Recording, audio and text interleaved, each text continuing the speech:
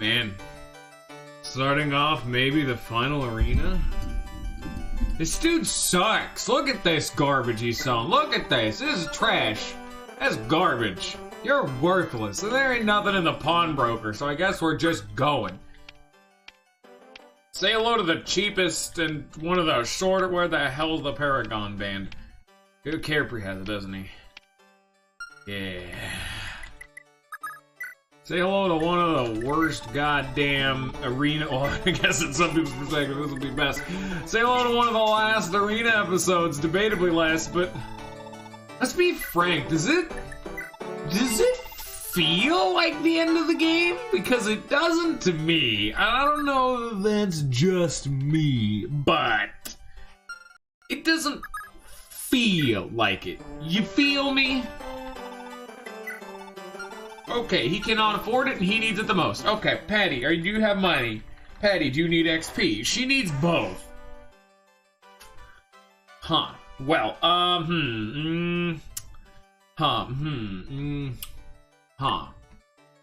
Well, Hannibal needs the Paragon Band the most, and I think Patty will be fine. So, suck it, I guess. I could give money from Shannon, but Shannon also needs it. He doesn't have enough money either. Damn. I gave you the damn Thieves' Sword. Why aren't you getting more money, bro? Come on, man. Jesus, more people need the fucking Paragon Band. Hannibal guaranteed needs it. He's the one who needs more help than pretty much anybody else. But I guess we'll just wait for him then? Because... Oh, okay, how much does he need? No. Here's what we'll do. We'll do Patty. Give Patty just enough money to buy it. Have her buy it, sell it, give that money. Yeah, that's what we're gonna do. Actually, I need to do everyone's inventory right now. Is there anything weird? I haven't actually done that yet. Like, he's fine. Okay, he's fine. Oify's fine. You need to fix up that bolt sword, but you'll get money and that's fine. You need to sell that Bolganon.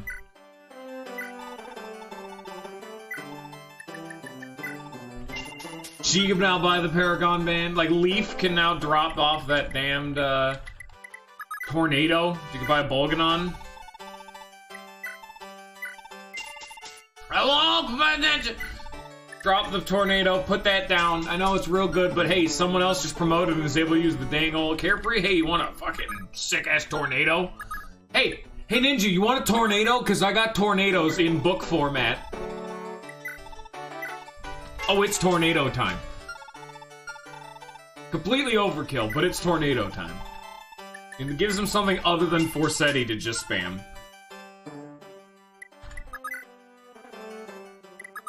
Anyway, carrying on. Who needs new equipment? You're fine.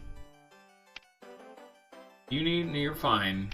I mean, that Slim Sword's a little run down. Oh yeah, it's actually funny. You're the Tornado guy, yeah. You don't need that renewal band, so you're gonna put that down. Gotta give that to one of our flyers, preferably, just so they can at least be self-sufficient. Put that down. I probably should have. I'm a little inefficient here, but what can you do? Hey man, no one's perfect. I think, on reflection, I was a little bit too money conservative for this game. I could have been way more of a willy-nilly spender. Need money for you. You definitely need the fucking Paragon Band, Ares. Jesus. Fine. Ooh, wow, you're super fine. Can you equip the Tornado? No, you only have C rank. You're garbage. You don't need the magic ring. Ulster! He finally can have his own magic ring back. He can get the magic ring from his father. It's not actually the same ring, but it's fine. Do you need the Paragon Band? No, you're level 28, you'll be fine. I don't think she'll hit level 30, but you'll be fine. I know Femina doesn't get it. Carrying onward, Femina, yeah, she doesn't get shit. Have you seen her stats? Ugh. She needs one. She has absolutely no money. That's a shame. Huh. Yeah, Tinny's still kind of garbage. That's just a fact. You don't need it, I guess, and that's just because, fuck, dude, I mean, you can't really equip anything. You don't need a renewal band either.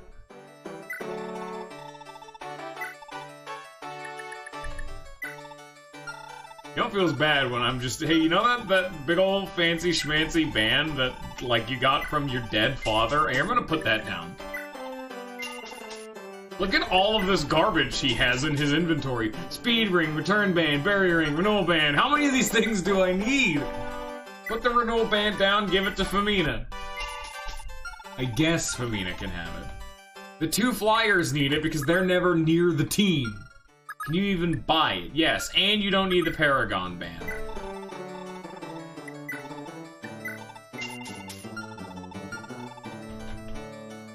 Also, hi Ninja. I don't know if I said that yet, but we're just gonna drop another one of those hellos.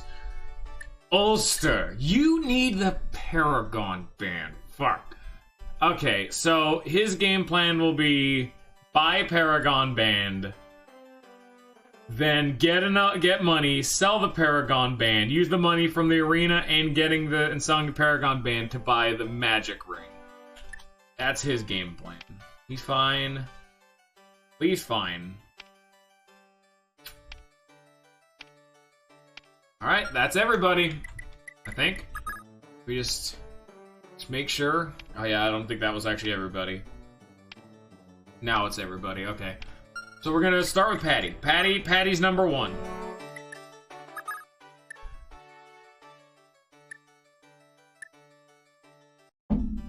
She's barely even gonna get to use this goddamn Paragon band. But she needs a little bit, and then giving money will also give her more XP anyway. Here we go, everybody. Dulles.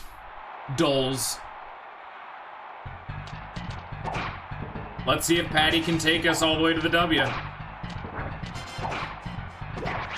Good start. Unfortunately, that used quite a lot of the durability of her dang old sword, so that's annoying. Now we have Kaimos, the hero with a steel blade.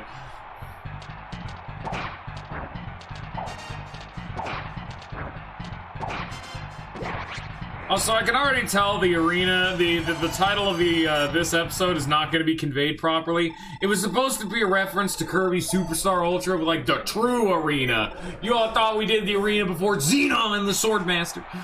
You all thought we were doing the arena before. Nah, man, this is the true arena. This is where you fight Wham Bam Stone or Wham Bam Jewel or whatever. This is Mark Soul, and you're gonna scream and hurt your ears as a little kid. That was a fucking mouthful of garbage that no one but me got.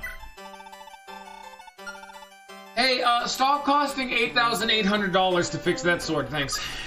God damn it, Patty. You know, here's a question.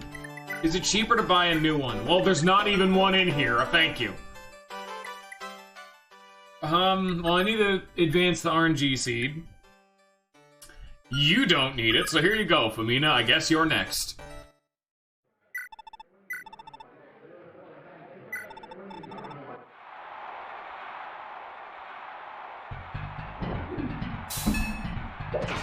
Oh, this is literally, I cannot lose. So, fantastic.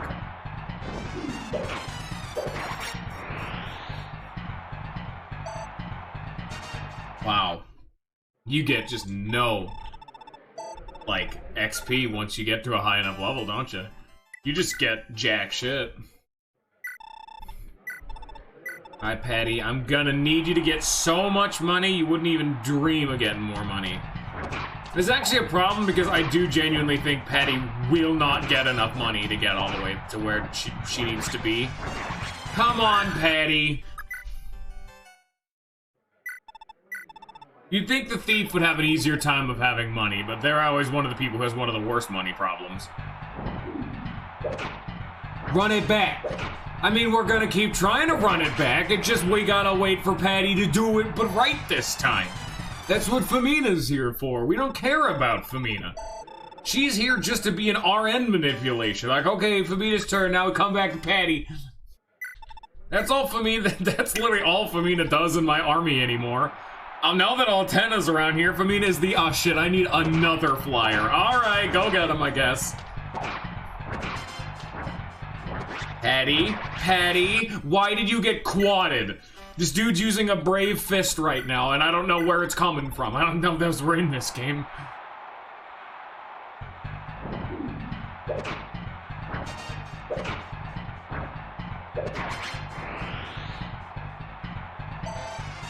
Good job, Famina. I think everyone's gonna be... By the end of this, I'm hoping everyone will, if not be at level 30, be like level 28. That's where I'm aiming and hoping. That's where I want people to be. And I was gonna be like, hey, I'm gonna pass the Paragon band around a bunch. But Hannibal and Patty have thrown a major wrench into that game plan. Patty doesn't have any money, also needs the Paragon band, keeps being murdered. A fun fact, that keeps happening. And just, she needs to get money, but she needs to fix her sword, which will cost money. She needs the Paragon band that she's wasting the value of right now by not having the money. Thornton! Because I gotta get the Paragon band to Hannibal. That's like not even a question. Oh, Famina, you're garbage. Who's next? Lana, do you need it? No, you're level 30. Hawk, maybe? No, he's also level 30. Lester! He doesn't need the Paragon band. Go get him, champ.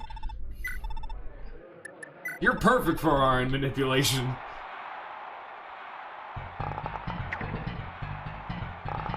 I didn't even know there was a challenge at the onset of this game to get everyone to level 30, which I'm assuming the challenge more so applies towards pre-time skip, but I don't care, and I don't have all my party members, because one of them died and one of them I didn't even recruit, but they don't matter. I will get everyone to level 30 if I can help it. Plus, even the two characters I don't have, one of them was a stab user, and so they're getting to level 30. Like, I couldn't stop them. And the other one's the dancer. They get to level 30 if I blinked wrong.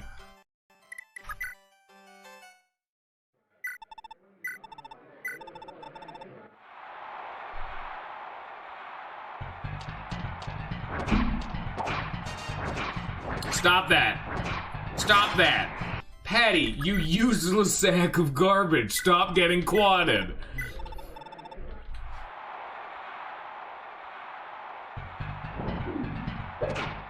Now, the real villain here is not even the fact that Patty's getting absolutely donged on right now. It's the fact that, for no reason, the final shop of the game has no new items.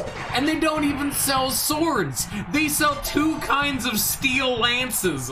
Why? Give me a steel sword. Even just some garbage. I just need to give something cheap to Patty. But the bolt sword is all she has, and that costs money. I don't have money. What's poppin', homies? What's up, yo, homie? Yo, what's up, bread slice? We're trying to do the arena right now. I am adamantly trying to get everyone to level 30, and Patty is having, some fucking problems. Patty, more like, getting fucking bodied. Oh. This is gonna be one of the shorter streams. Here's Kanan. It's Kanan that he's dead. I do have a sleep sword, but we're having monetary issues. I need to not give her the sleep sword. I need to not fix that bolt sword, but it's gonna break. I need to give money to Hannibal. Hannibal needs to buy the Paragon Bing. It's just like, I need also for Patty to also have money to buy the Paragon Ring, and I don't have enough money. Because Hannibal has the sleep sword because he needs it. Like, I need to have Patty give him money so he can buy the Paragon Band. But she needs the Paragon Band, and she doesn't even have enough money to buy the Paragon Band. And the fact that her bolt sword is 6 uses away from breaking, meaning that's gonna be like $10,000. I gotta do the arena to get money, but then the money I'm getting from the arena is paying for her bolt sword, not paying for the Paragon Band that she needs to be purchasing to be using in the arena that she's not gonna have time for! So I don't think Patty's getting very close to level 30, buddy boy. If what she is getting close to is Shallow Grave. Atlas. Actually, is these just a bunch? Is these just like the same guys as before? Because oh wait, no. This is, yeah, no, some of these names are recognizable. Did they, like, bring back a bunch of the dudes from the previous arena sessions? Tink Procs, my favorite. Hey, Femina, you want to stop being debatably the worst unit in my army? Thanks.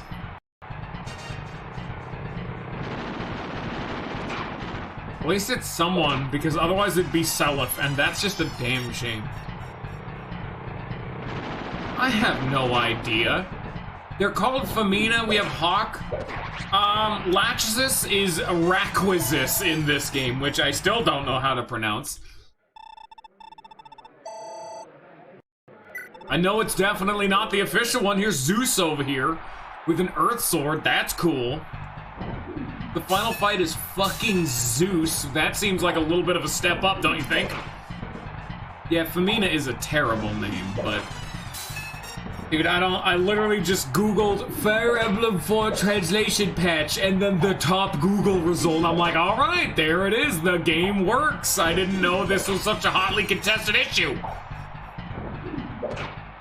This caused a lot of problems, because when I was trying to look up all the sneaky-ass secrets, or more importantly, people were looking up for me because they wanted to see them as well.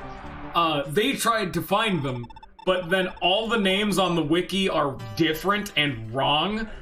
No, did I just loaded the save state. Fuck. Damn it. Try to save. Oh, whatever. We'll just, I win.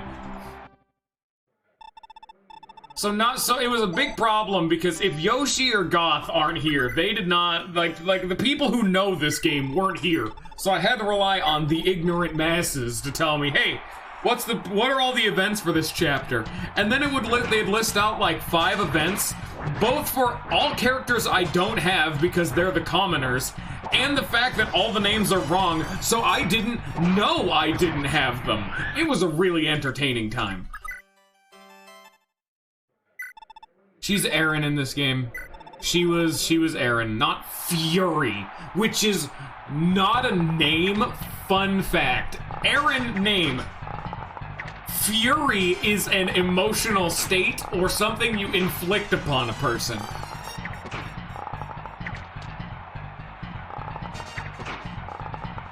It's like naming your kid Gutshot. That's not a name. That is a problem that you have inflicted upon the enemy. Alright, time to go to school, hemorrhoid!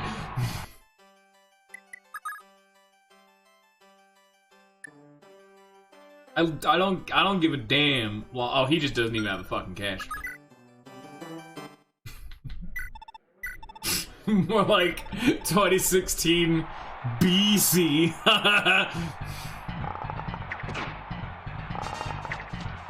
Unfortunately, as much as I want to, Nick Fury, that's a last name.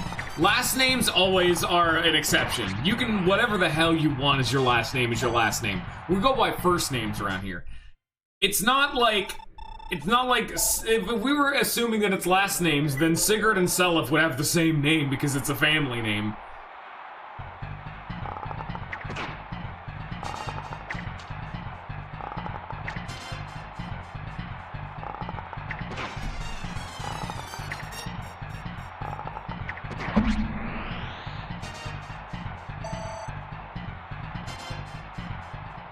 Good job, Faval. Hey, Faval, you want to hit level 30? I don't understand why it keeps being the case, but Faval is consistently my lowest level. I had to forcefully give him 2 of the children to make him stronger, and he's still so far behind. He's only level 26. We have people who've been at level 30 for, like, the entirety of the last chapter. Hey, Patty, you want to win this time? This fight is incredibly rigged outside of her favor. So I think I'm gonna have to say, yeah, no, she's not winning this unless she, like, no, okay. Alright, I need to do some math here. 34, 600, he needs... Yeah, actually about 30. She genuinely needs to win. Because I can't even sell... No, I could sell the Sleep Edge, and that would give him money, meaning that when she give... No, she can't, because then she'd be giving money and couldn't finish the arena. Shit. I cannot give her another weapon! Hey, fun fact, the last shop of the entire game, they don't sell swords! What the fuck? It's iron crap. Why do you sell 2 kinds of iron lances? This is literally all they have.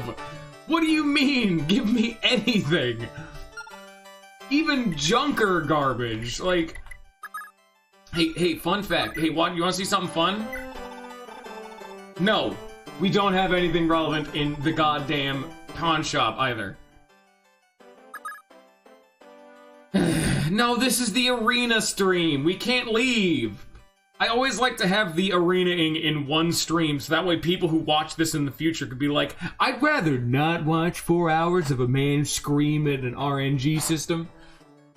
I do the same with Persona 3 and Tartarus. Like, if there are large sections of a game that are effectively just grinding, or doing something that's, like, definitely like, side shit, like, I'm just gonna do it now, you know? Like, it's less optimal, sure, and I need to RN manipulate the fuck to get Patty to win fights, fine, sure.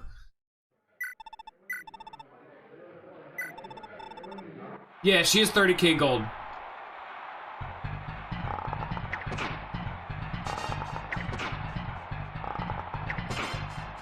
I wanted to get, like, I need to give money to,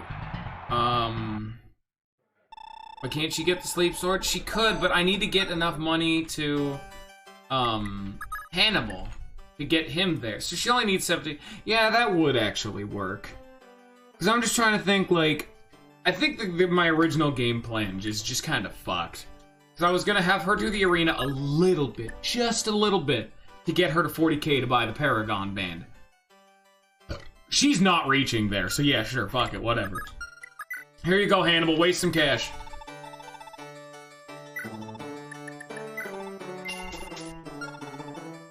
Then I'll need to sell it back to him.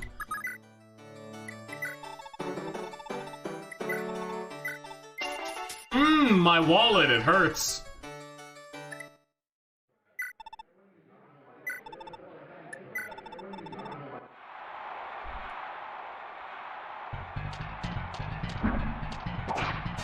I'm a winner. And just like the fact that I have like 3 clips on my channel for this. Yeah, the sleep edge is like 15k fully restored, maybe 16. It's ridiculous. And this is why, as the question has been asked multiple times through my playthrough, why do you have broken swords in your inventory? So I can do this. I won. And it costs no durability. That costs 0 money. How much does it cost to fix 1 durability of the sleep edge? I think like $100. So I literally spent $100 in durability to do that. It's a great time. Sleep time. Sleep time. I win. Okay, it was $200. Sorry, I felt like splurging.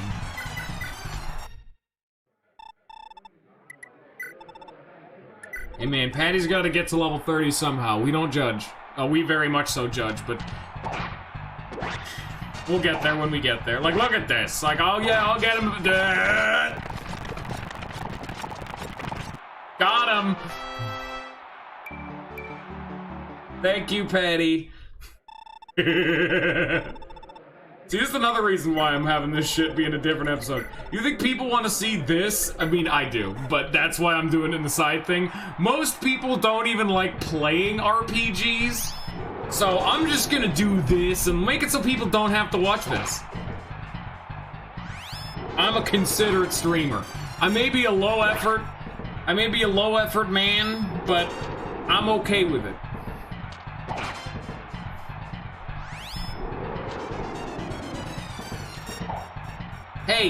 Hey, Patty, it's nap time. Come on, tick, chop, chop. Get to it. Hey, come on, it's nap time. Go to bed. Hey, come on.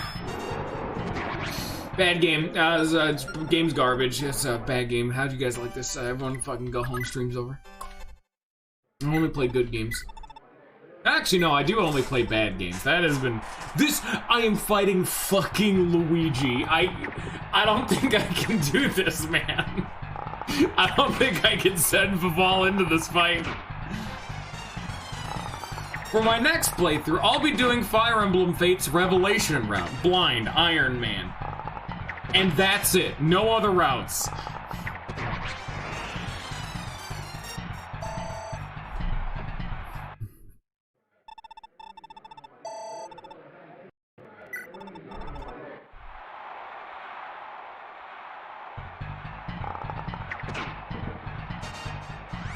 Oh, it's Kanan again. Loogie over here got popped. Mario, you're dead.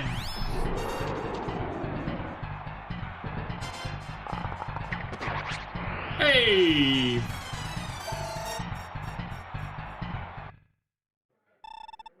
Oh shit, I need to do Patty first, don't I? Yeah, kinda.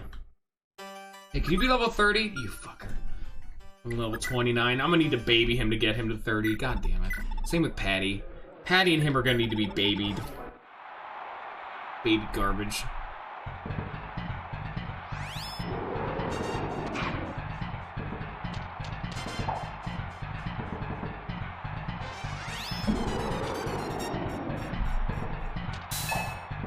Come on! Hey, you want to stop missing a bunch of 68s and getting hit by 43s? I swear to God, Kaga, we're gonna have a problem. Yo, I have a bunch of people, Max. That's why this is gonna be a really short arena episode. Patty, please! Like, Hawk's done. Hawk's done, Lana's done. If you're a stab user, guaranteed they're done. So, Carepre's already done. Nana would be done if she wasn't dead. Lana's done. Hawk's done. Leaf's done. What do you mean, how do I know the percentages in Arena? I don't know what that means. You mean hit percentages? It's on the bottom of the screen.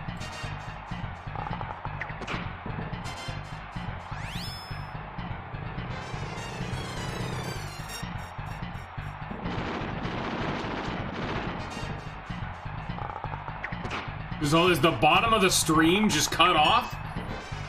No, yeah, no. It's just that big block of text down on the entire latter half of the screen. It shows the accuracies, defenses, damage, HP, their level for some reason. Like Atlas over here, the dude who keeps inflicting me with the cursed tink, is level 30. And Vival's level 26. So he's getting there. He's trying his damnedest. But unfortunately, Vival didn't. Come on! Vival does not have the on-hand scratch to buy the Paragon band, otherwise he would have.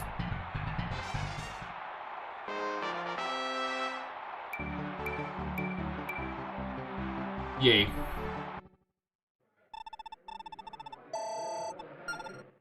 Okay, Patty. The only thing I can't see is, like, what the sleep percentage chance is, because I have had some times where it seriously took, like, 20 attempts, 25 attempts to actually put someone to sleep. You just enter a fight, and no matter what, they will not go the fuck to sleep. Cue in the Samuel Jackson book. See, like, right now, Tink, dodge. Yeah, there is a definite chance that it won't proc at all. Like, right there. But, except imagine that it didn't happen. I don't know the, like, I don't know the actual math. But, trust me, there have been many times where sleep just refuses to proc. Oh, it's one of these. We're gonna be here for a bit.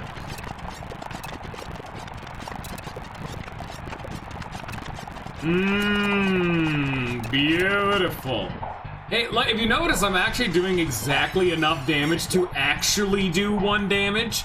I have 31 attack to his, or 21 attack to his 20 defense. The Pavis shuffle, baby. Oh, we got him. Now, let's see. Oh, the funniest one, which I don't think was ever clipped, I'm not sure, but it was a clip where the one time I did this, it wasn't on a dude with Pavis. It was on a Swordmaster, I think, who, after I got the sleep and had the broken sword, it had 6 accuracy. And so I counted every single... I got him down to 1 HP, stopped fast forwarding, and I just counted out loud on stream every single time she missed. She missed 66 times in a row. Which, by the laws of numbers, should not have happened. Like, the amount of tink procs the enemies are getting also should not be happening. The sheer consistency they have of getting tink procs is very annoying. Hello, Zeus, the Emperor. Stop that.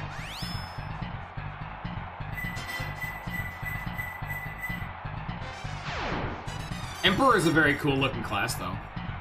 But why does every single nobility wear, like, big-ass plate mail?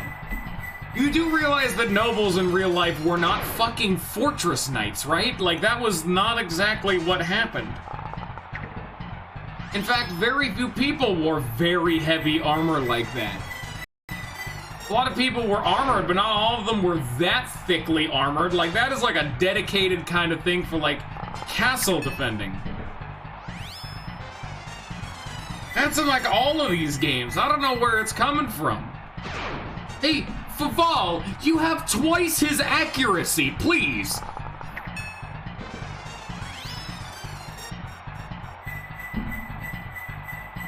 How dare you talk about Arden like that? Faval, more like absolute dog shit garbage, I hate you.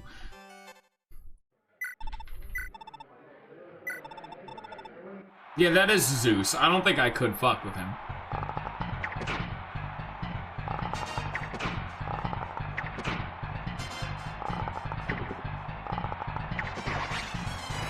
God, Lester absolutely just stomping the arena took the entirety of the game to get this far. Because guess what? Lester, for the entire playthrough, has been just definitively my worst unit. Without fail. Lester has consistently been just garbage. Just garbage. It took me giving him a skill ring, a killer bow, and a brave bow, and to get him to promote and get like another like 3 levels for him to actually be good. Arden is Lester's dad. It's so bad. He has like 11 skill.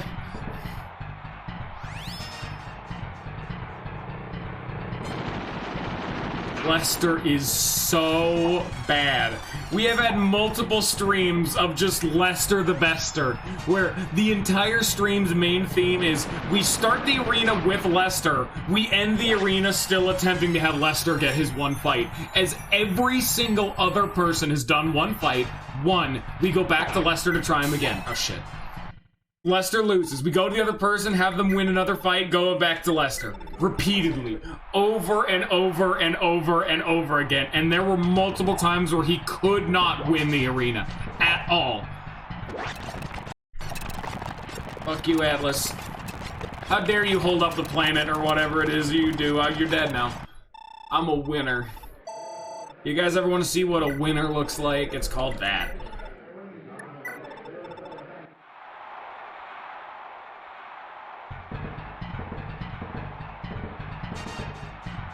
Ow. Ow. Ow again.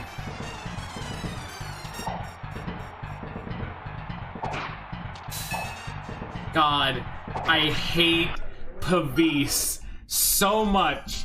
I now have access to Pavis myself. And fun fact, Pavis does not activate that often. Don't lie to me, game. I know you're bullshitting me. Stop it.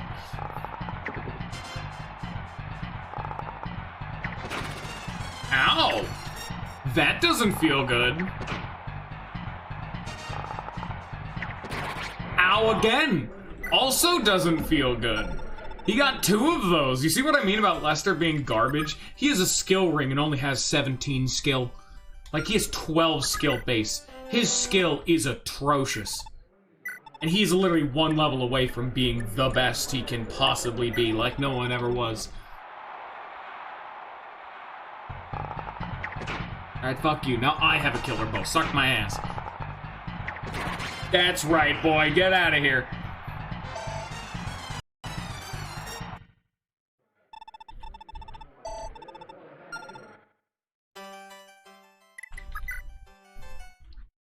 Step up or step off, Sonny.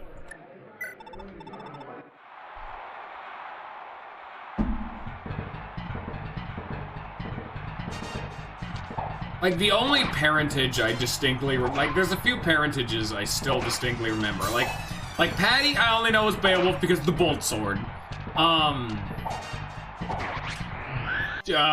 Ulster, I know because... Ulster and Larcey, they were, whatever her name was with Azel because magic growth on a hero with Astra is the funniest thing. Which is still astounding to me that is not an archetype in any of the future games. Like, this is a swordsman, but he is really good. That's a mortal savant, but in the most ass-backwards way possible. Here you go, Lester. You're perfect now.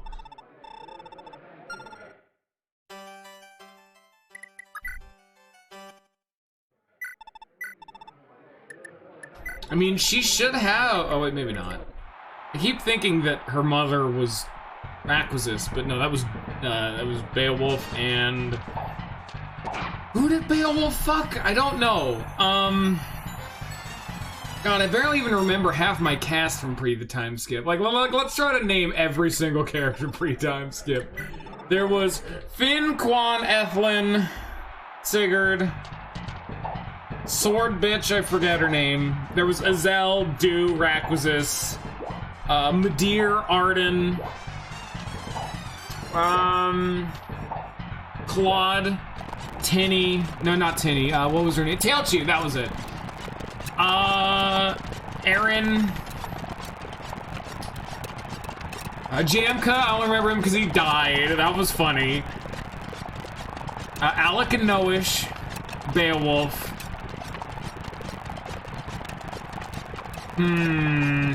Also 16 accuracy on a dude with Pavis, by the way. Who else was there? I know I'm forgetting some people, but I think my memory might be at its like limit. I don't think I remember anyone else from pre-time skip.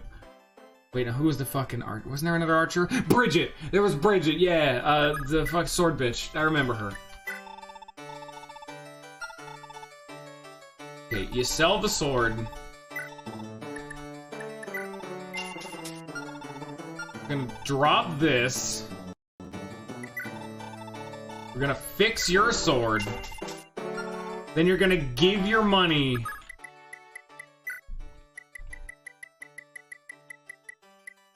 to Hannibal.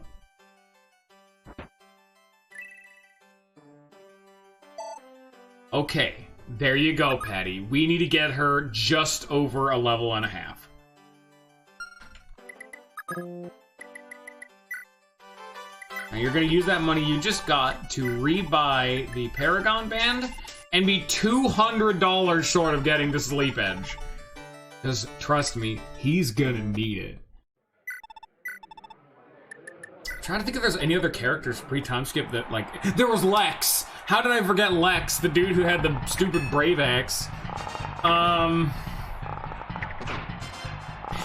Why does my foot hurt? Oh, that's why. Ow! I got cut on the bottom of my big toe. Owie!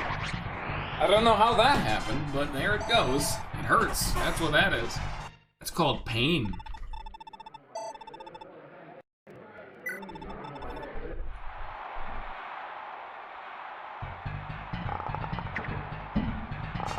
I am atrocious with names. I'm astounded I've done this well. Dude, and like, if it's a game I know well, God, I could name off every fucking party member off the top of my head. Wanna go Tales of Symphonia, the best game? Lloyd Irving, Colette Brunel, Gina Sage, Rain Sage, Kratos, Orion, Zealous, Wilder, Rigo Bryant, Kusei Combatier, Shina Fujibayashi. I got last names too. I got the whole list. I've always said that because my whole streaming schedule is typically about playing just a variety of games. My whole modus operandi is whenever I stream a new game, typically like one to maybe a small batch of people show up that are the local resident experts, that they're the, dude, I love this insert game here. You're streaming this game, therefore I'm at this stream now. Then when I move on to the next game, they fuck off into the void. Well, a lot of the time they also come in with the, like, near encyclopedic knowledge of the entire game, which is why I call them the resident expert. I'm the resident expert for Tales of Symphonia. God damn. I only play niche games. No wonder I have no viewer base. Time to go play Persona 3 where I'm the resident expert again. Yeah, that's Yoshi, 100%. He is the resident expert, because goddamn, that was fucking instant. I'm also that with Lisa. I'm also the dude who says, do you want to know something? I fucking got you, baby. You want to know how to kill Buzzo canonically, like, or Demon X without RNG abusing? Bam. I got you. You just use Fish Boy and hope for the best using Stink. Sure hope you got fire bombs.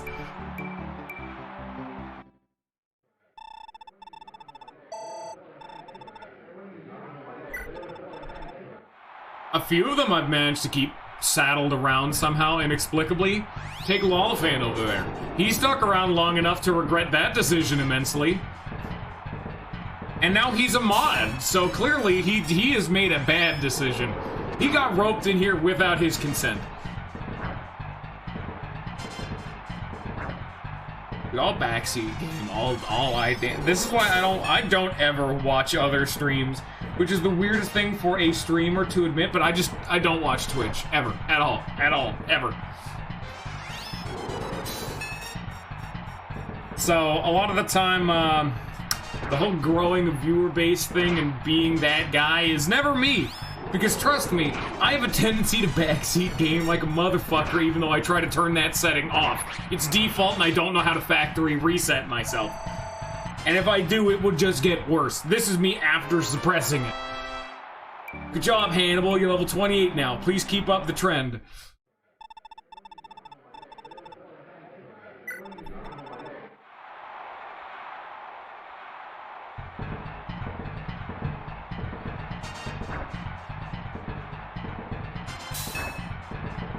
I'm just a judgmental little prickhead and will violently spout my opinions in chat.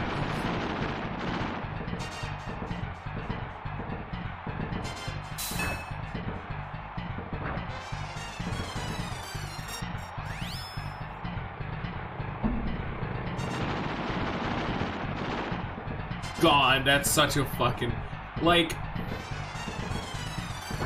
Yeah, but like up to us, like Twitch's main thing is the fact that you can interact with the streamer. A lot of the time, like, I'd rather just watch like a more heavily edited, unless it's someone I really like. Like, there are a few streamers where I've been like, all right, I think I'll come to their content, but they are very rare. Like, one of the few ones who could do it is actually Vinny, and even then, it's only directly ripped VODs on YouTube.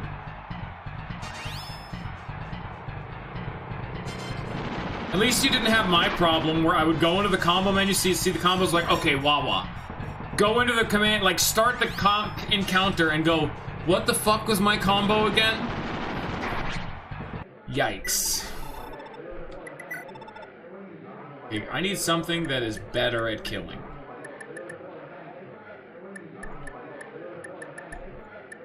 Bow, maybe? I don't think that's happening. I think we'll just sit on it for right now. Have you won yet, Faval? Are you good? No? Okay. Which is... I mean, you totally can play the game that way, but you do so much less damage. Dude, he needs to pick Bo. If he's not using Bo in his team, like, Bo is designed for that with Bo's bug.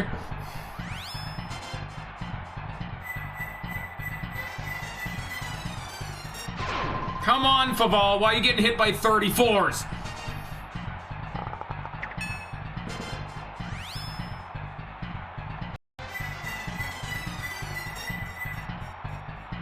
You tell me also, like, I have the antithetical problem where I have some of the combos still No, Bo's guitar attacks are bugged to where Bo's combos don't do damage, which that is intentional. But it's actually a bug in the game where when you attack with Bo with his combos to do his spells, each of the combos you input consume his mana. So doing a combo input makes the skill cost more mana. Or SP or whatever it's called. That's a bug. It's not meant to work like that. I mean, like, maybe, but, like, why would that be intentional? The only thing I could think of is the fact that if you input it manually, you can change the status ailment you're going to inflict, but... yeah, it's like, I found some actual bugs in Lisa, which is a lot of the fan games have a similar problem where you can accidentally walk up.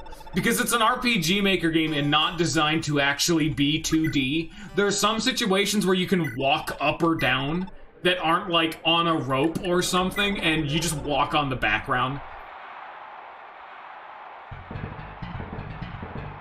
There are a few, but rare, actual bugs in Lisa. I'm fairly certain, I'm almost certain I've had the game crash at least once, but I'm not sure. Yep, in the last village in the seaside town in one of the junker empty houses. Yep. Yeah, that's another bug. So there are a few more actual bugs. Joy addiction is on an invisible timer and is directly related to the main character having withdrawal symptoms, as well as having each of your arms being cut off. Well, in the game, when you actually lose your arms, all your other party members are on the same cycle. So, because your other party members are tied to Brad's joy addiction timer, having him get his arm cut off makes them suffer from withdrawal more, and that's a bug.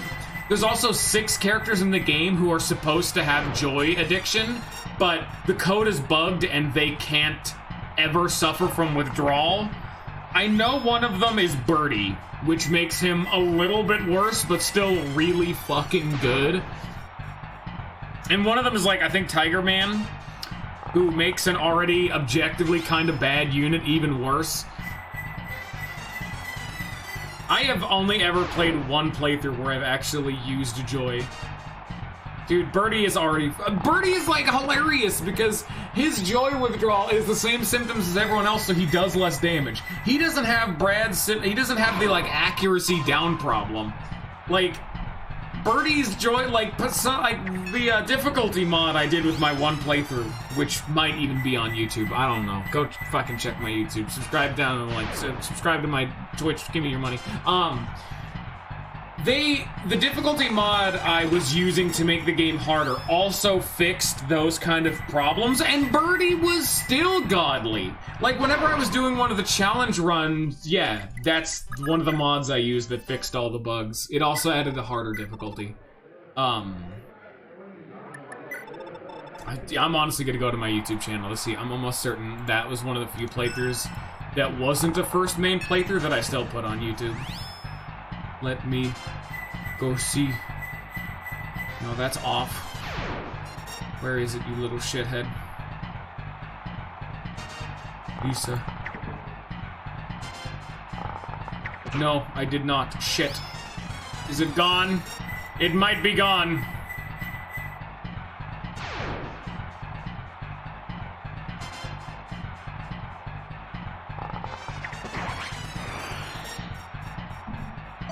Wait, is it one of the ones where I just didn't put it in a playlist? Because I've had a few of those. Those are the secret playthroughs. Also, Faval's done. Good job. I'm proud of you, Faval. You're ending it off. Oh my god, he's only level 27. Fucking dickhead. Did I ever do another Lisa playthrough? There's Epic Battle Fantasy, Skies of Arcadia. Oh yeah. There's Off, Digimon World. No, I think I did.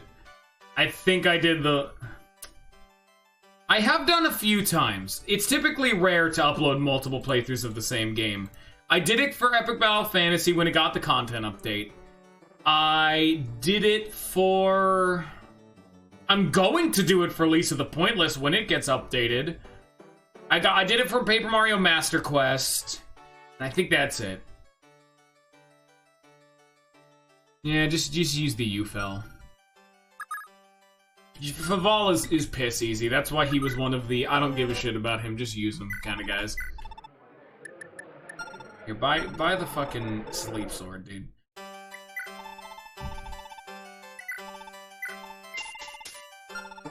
Any news on Pointless? It did actually... No. That's what I was saying, and why I got excited is that it did actually have an announcement showing off, like, 50 minutes of uncut footage from the entire new intro of the game. I haven't watched it because, fuck, spoilers, but I mean, like, unbroken, unfettered, like an hour of footage. It might be 40 minutes to an hour of just the game. Just raw dog-ass gameplay. New intro, full new beginning of Elisa the Pointless, and they said, still don't have an estimated release date. Here's a fuckload of gameplay. See ya for another year. I'm like, this is all I could ask for. The full game. Everything. I only saw the tiniest little bit, and I'm still excited because I know what's coming, and that's all that matters. Oh, by the way, fun fact, you want to talk about bugs? Oh, maybe not. Oh yeah, I can't show it off, but you want to talk about bugs in games. I have found a soft lock where if you ever put someone to sleep with Hannibal, the game will never continue. Because if you're using the sleep edge on Hannibal, you put them to sleep, and on the follow-up attack, they dodge without, like, exiting the fight. He will attempt to walk forward to hit them, but will never actually get close enough for some inexplicable reason. Meaning that he will just stand there walking in place eternally. That's also a clip on the Twitch, I believe. So that's always a fun one.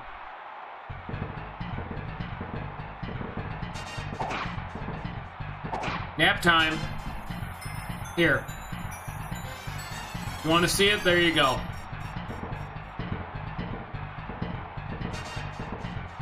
Told you. You don't even need a dodge. Literally just...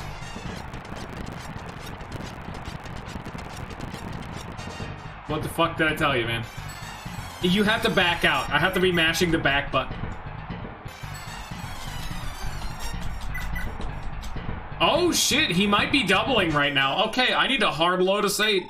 I think I need to actually RNG abuse to make that not happen because he's doubling. I can't exit the arena or else he'll, because he's attacking again no matter what. I literally cannot win that fight right there. Actually, no, I can. We just have to do it a little bit differently. Start with the Silver Blade, do like 2 attacks. There you go, that's a decent amount. We have to advance the state a bit, and then we go back to the sleep edge. The dangers of save scumming. Hey man, we do it.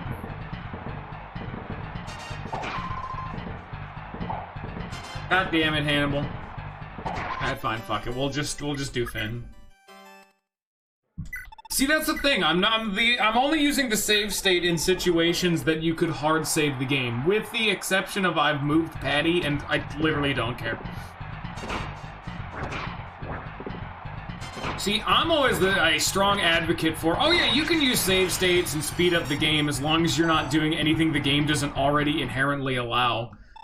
Or if it's a game that just has a really bad save system, because I'm a big Megami Tensei guy. I've played a lot of Personas. I've played a fucking Nocturne, all that shit.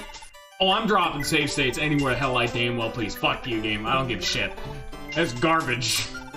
I have a fucking job, I have a streaming career, and I have a life to live. If you will not give me the option to save wherever I want, or at least have the option to not be immediately punished by losing like an hour's worth of content for not saving... Unless it's obviously like a case-by-case situation. Some games, that's the challenge, like getting to the next save point. Like Lisa in pain mode, fuck no, I'm not doing that. But if it's a game where you can just kind of save, just wherever, as long as you're in the designated save point, but they're arbitrary, I'm just like, fuck it, man, I'm just saving time. Like in this, like I could be doing a hard save, and if I die, I reset the console, skip the opening, load my save, re-enter the castle, re-enter the arena menu. Or I could just throw down a save state. And in situations like this where, like, I can have a fast forward button, like, it's just to save time. I'm always a die-hard advocate of playing the first playthrough genuine. Don't look up shit. Don't follow, like, a guide on your first playthrough. If a game can't get you through the game on its own merits, then that's a game's fault.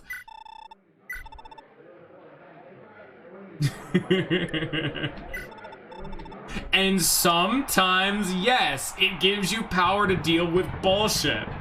Trust me, I've done some, like, I am so done with this game's garbage, I'm just dropping save states. I don't give a shit. That's the power. You gotta use it responsibly, though. I've never actually emulated Mario's RPG. I did all of it genuine. I have it on the SNES right now. Is it in the console? No, Earthbound is. But I did.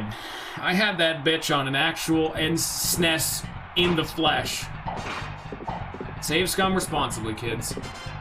Like, dude, there have been so many times in a game where it's the obligatory, oh, you need to do a casino thing. Sure hope you like gambling, kids. I'm like, and the save scums are coming out. And he gained nothing. Good job, Finn. Final level up. Yeah, I have one of the really fucking expensive, like, hard physical copies of Earthbound that I proceeded to then immediately use to do the 128 challenge because I'm a fucking animal.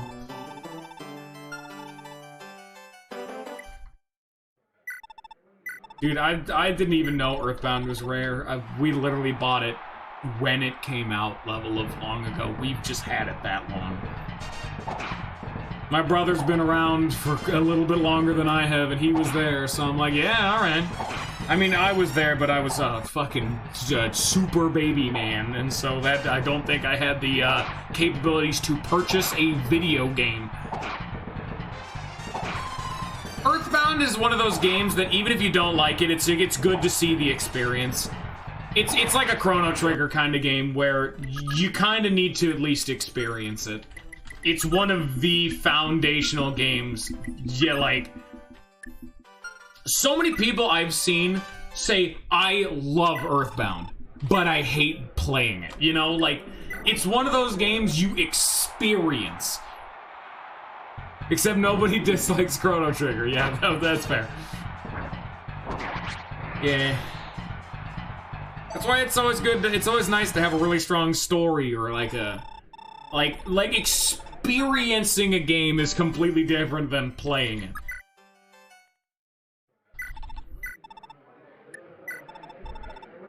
Dude, Earthbound was great. Mother 3, if you haven't seen the Lucas game yet, oh my lord, I could not recommend. Do not watch it. You gotta play it yourself. It is very dated, though. Mother 3 is way better. Dude, everyone needs to do I have a few RPGs like that I'm like, everyone needs to experience this. You have to finish it. If you haven't seen the ending of the game, the ending is what makes it. The last chapter of the game, that's what cinches the game. Damn it. Alright, well, that's trash. That's tragic. But I have a few games that I'm like, everyone needs to experience this at once in their life. One of those I put on that list is Lisa, just because, like, I'm a bit of an asshole. I kinda need to throw people into the meat grinder where they really shouldn't be. Like, I think a lot of people should not experience Lisa. But, oops. Like, what are other ones? Off. Off is another one of the, like, really big goddamn contenders for an RPG Maker game that's just an experience to have. There we go. Hannibal, even though he's already won the fight, kept soft-locking it, so I needed to abuse the shit out of this.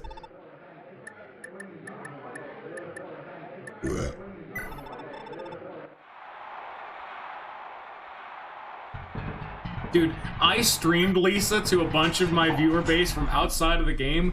I think I genuinely traumatized some people. I brought them there without them having expectations of what was coming. They're still in the Discord, but they still think back to the dark times. But, like, that's just someone with objectively bad taste in humor.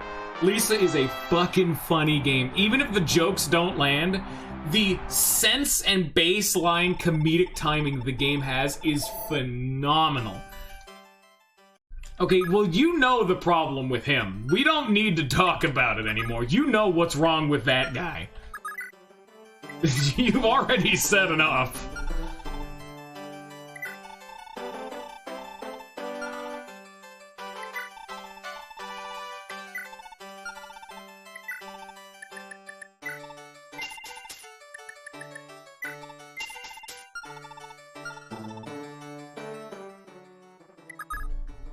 It's just it's like having a deep fundamental understanding of like comedic chops.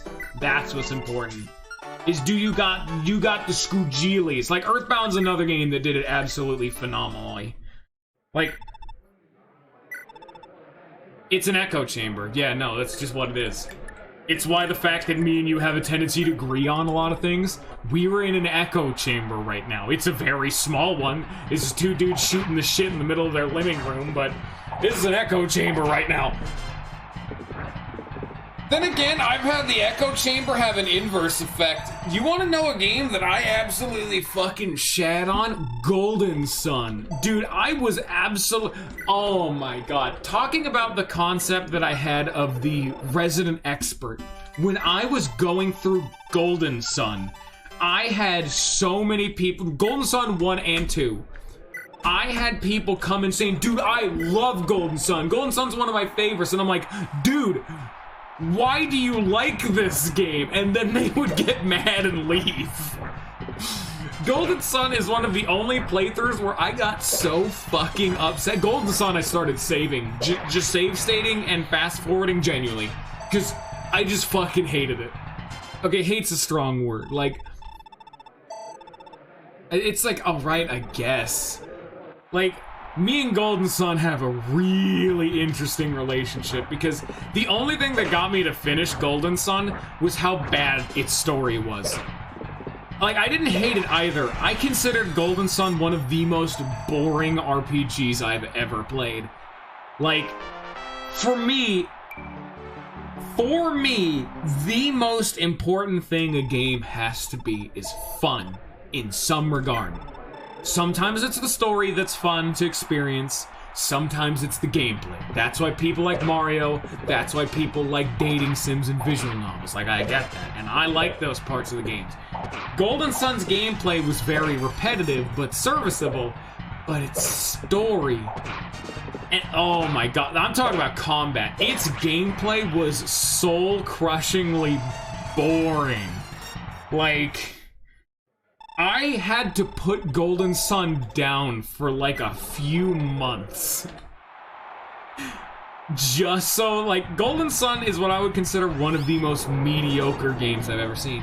Because when a game is really bad, there's novelty. You can get fun out of bashing a bad game. Golden Sun is boring. And there is no game that can like recover from being boring. And very recently we had another playthrough like that because me and Ninja do me and Gray Ninja over there, I think, who's still here maybe, at least he's in the viewer list, every Friday we do a gimmick where we show each other games, we co-stream on each other's channels, there's a bunch of shit like that. The game he wanted to show me was XCOM.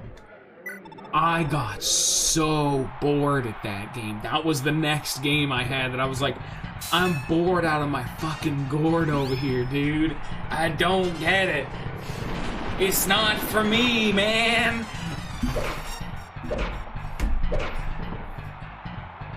Now, you want to talk, like, the one thing for Golden Sun, and I was just frustrated in the moment, the ending of Golden Sun 2 is such an asshole. Oh, If you don't know the ending, it was Golden Sun 2, because I got their Golden Sun 1, got their Golden Sun 2, and I'm eventually playing Golden Sun 3, because Golden Sun 3 is the Golden Sun game that fans of Golden Sun say is bad.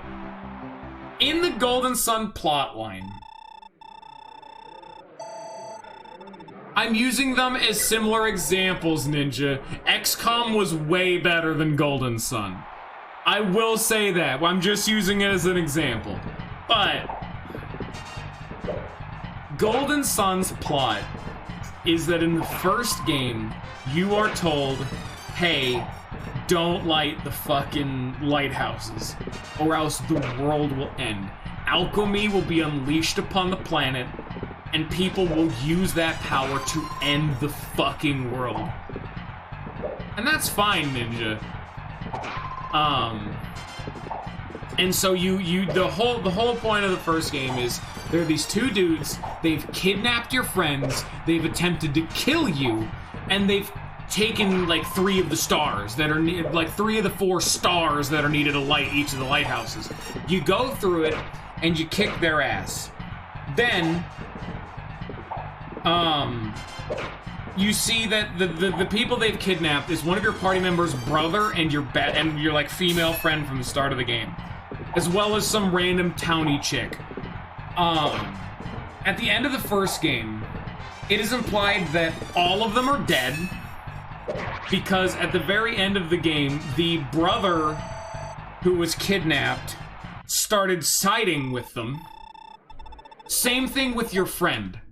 Like your childhood friend who got kidnapped started siding with them. So you're like, what happened? You don't get to find out, because as you kill off the main baddies of the game, they die. And they can't tell you why they were doing what they're doing. Because a big problem of the game is no one asks. We just assume evil. And you know what? Fine. The first game was totally okay with that. But why is the kidnapped brother, friend, and townie chick going along with it? As well as the brother of the water mage lady, a dude named Alec. Why are all of them going along with it? Well, in the second game, because the first game doesn't explain shit at all, ever. It literally doesn't tell you. In the second game, you swap protagonists to Felix, who is the kidnapped brother of one of the other characters, I think. Yeah, Felix. Yeah, I think that checks out. You swap perspective to Felix, and you find out that, no, the 2 main baddies of the first game, they're the good guys.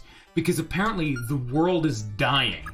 Like, literally rotting away. Like, the world is canonically flat, and the edges of the world are slowly receding. A town has been consumed by the literally slowly encroaching wasteline to the void. And the reason these 2 people are trying to save the world is their town is right on that border. They have to light these lighthouses, or else their town and all the people they know and love will die. All right, that's kind of interesting. Except then you think about it, wait, why were they the main antagonists for the entirety of the first game? They were shitheads. Why were they shitheads? I don't know. They don't tell you. They were just shitheads. So, when you take control of Felix, and because in the second game your objective is to now light the lighthouses. You gotta light the lighthouses, because at the end of the first, game, like Isaac, because you only actually get through 2 of the 4 lighthouses. Like the main issue literally is not resolved. In the first game. So they set off to go either find Felix, because they didn't find a body, find Felix and gang, and then recover the stars, because, I mean, they're gonna go light more lighthouses, I guess, and go, like, fucking seal up 2 more lighthouses. Alright, sure. Also, do we want to talk about the fact that in the first game, whenever you light a lighthouse, only good things happen? Like, the water lighthouse, when you turn on the water lighthouse, literally the elixir of life starts flowing out of a fountain at the base of the lighthouse that can cure any disease and heal any wound. All of them. And it's in an infinite supply. Just for everyone to just come up and just put in a bottle, go home. It'll last forever. It never expires. I had one in my inventory for the entire rest of the game. Just to see what would happen, it's never brought up again. So, assuming the fact that they never question why the fuck lighthouses are only good. In the sequel, because Felix and the gang are separated from Isaac, and Isaac is now effectively your antagonist, I guess, because, you know, he's trying to stop you from lighting the lighthouses. One of the characters in your party, Jenna, the kidnapped girl at the very, very beginning of the game. He's the kidnapped kid, friend, sister lady from the tutorial of the game, specifically says to the party and says, why don't we just go talk to Isaac? Then Alec comes out of nowhere and says, no. They wouldn't understand. And then she retorts, well, why don't we explain it to them? Then he just says no. And she drops the point and never brings it up for the rest of the game. So the entire game, which let me tell you, is really, really long.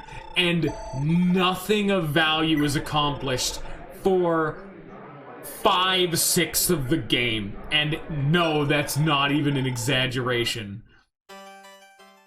I'll get to that, Ninja. Why do people lie about lighthouses being bad? You finally get to the fucking...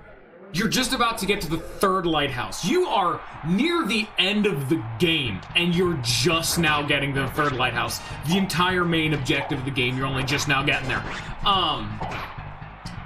Well, you get there, and then Alec, the dude who's working with you, finds a new posse of the same species of dickheads from the first game, and they threaten you to do your job or else they'll kill you. And if they kill you, they literally cannot finish the job that all of you have agreed to do and are working together, and they're threatening your life that if they kill you, they now can no longer succeed.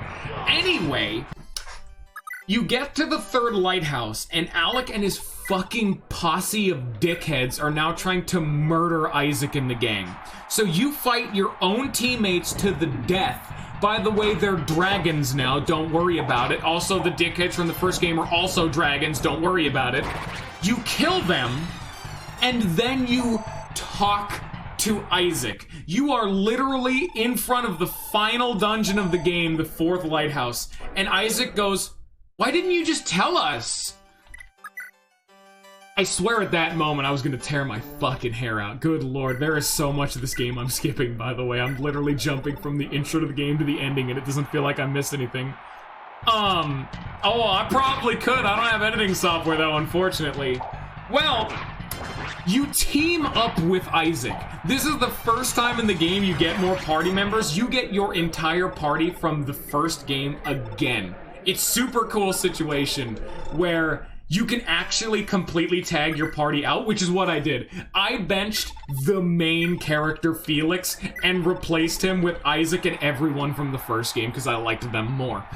You get to the final dungeon, and you find out, hey, why are the lighthouses supposedly bad? Well, at the very, very beginning of the game, there's when you go to the place that is supposedly, because... So what you need is you need stars to light the lighthouses. You need each of the star for a respective lighthouse. So you do the fire star and the fire lighthouse, the water star and the water lighthouse. At the very beginning of the game, you're in the place where the stars are.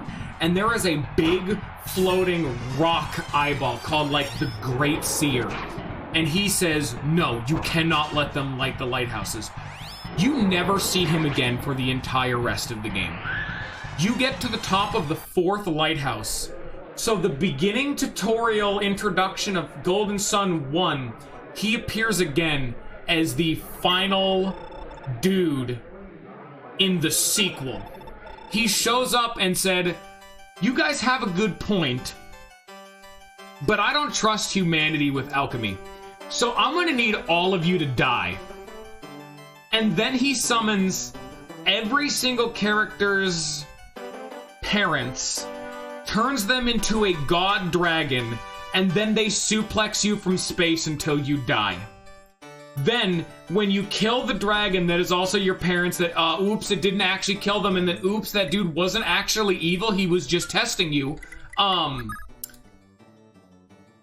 you get to the end and you say, "Hey, why did you try to stop us?" He goes, "I just wanted to see if you were worth it." And so you light the final lighthouse. And so alchemy is supposedly across the entire world. And then there's the character of Alec, who had been actively trying to stop you and goading you on and threatening your life throughout the entire game. Well, it turns out he was actually evil and the main antagonist the entire game, because he was with you, trying to help you, trying to save the world the entire game. So,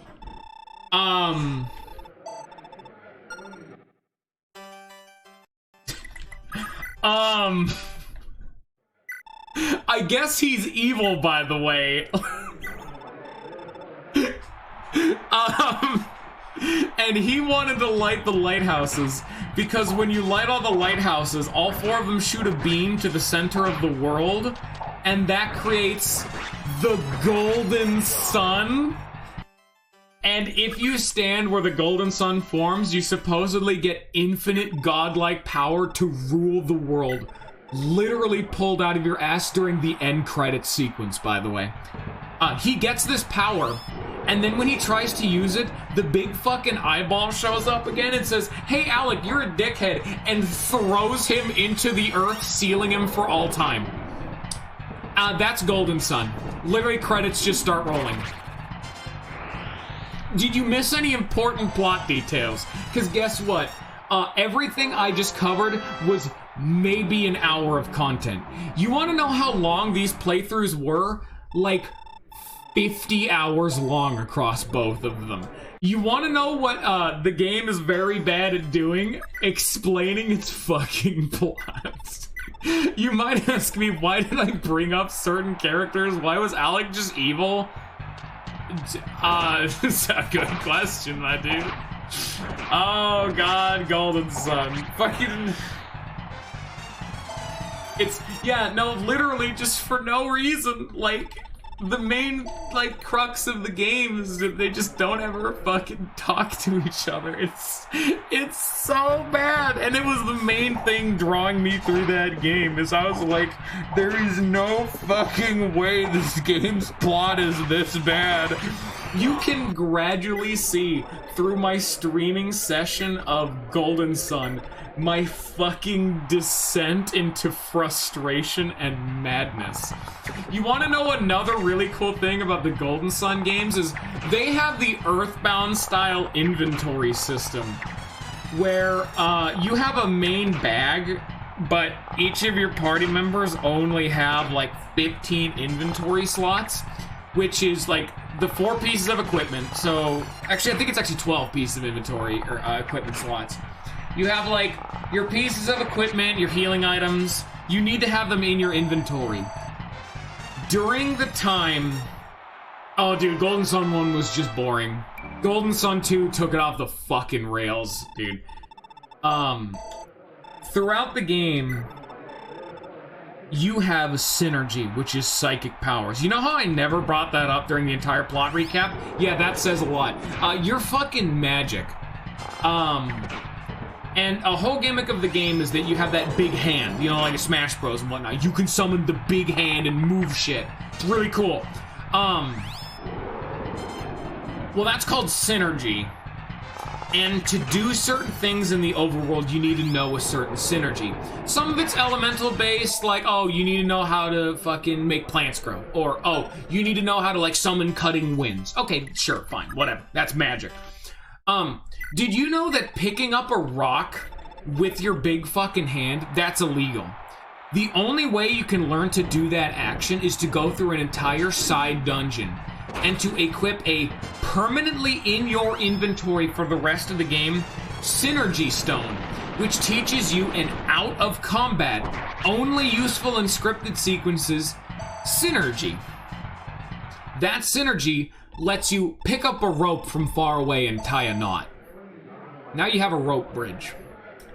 Or this lets you pick up a rock and move it. Or this lets you pinch something out of a tree. Entire dungeons to do a lot of those things. And I think by the end of the game, you have like 25 fucking synergy rocks. Which means just trying to put them on your main cast alone, more than half of your total inventory spaces are taken up by just permanently equipped rocks that do maybe one or two things the entire fucking playthrough. And the only way to get around that would be to, instead of having them equipped at all time, it'd be to go into the bag, take out the synergy rock, put it back into your already filled up inventory, so you need to inventory manage, put it in your inventory, equip it again, use the synergy, unequip the rock, put it back in the bag, find whatever item you had taken out before, put it back in your inventory, and... Oh, sorry, this entire dungeon is that gimmick. You better go get that rock again. Holy fuck, dude. Holy fuck, dude. Golden Sun, dude. Oh, Golden Sun. It was so badly conveyed, too. This was just emotion. This was just emotion pouring out of my mouth. Like none of this was like... There are so many more examples I could have given. You need to go watch my playthrough, motherfucker, if you want to see the fucking... Because of Golden Sun 1, I really liked it at the beginning.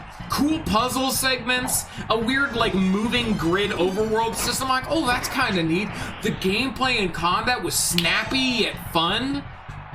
Dude, I was a hopeful child. I'm like, damn, this isn't that bad. And then if you just go to the final episode of the fucking part 2, you can hear me go, are you fucking kidding me? God damn it! As I just sigh deeply in sadness. And I think I ended the fucking series saying, fuck Golden Sun. Then I just cut the stream. I'm almost certain I was so pissed by the end of that fucking playthrough. Dude, it was a journey. Chrono Cross is so good. Oh my god, here I go again. Okay, I haven't done Chrono Cross yet, but I want to. Okay, Chrono Cross, just for my take on things. Great rant. Oh fuck, dude, I could keep going. Holy shit. Oh, you know what's bad? The worst thing about Golden Sun 2 before I get into Chrono Cross, as I actually had already said, I have like a die-hard statement where I believe you should play a game your first time through without a walkthrough. Like, if a game needs you to bust out a walkthrough, the game has objectively failed.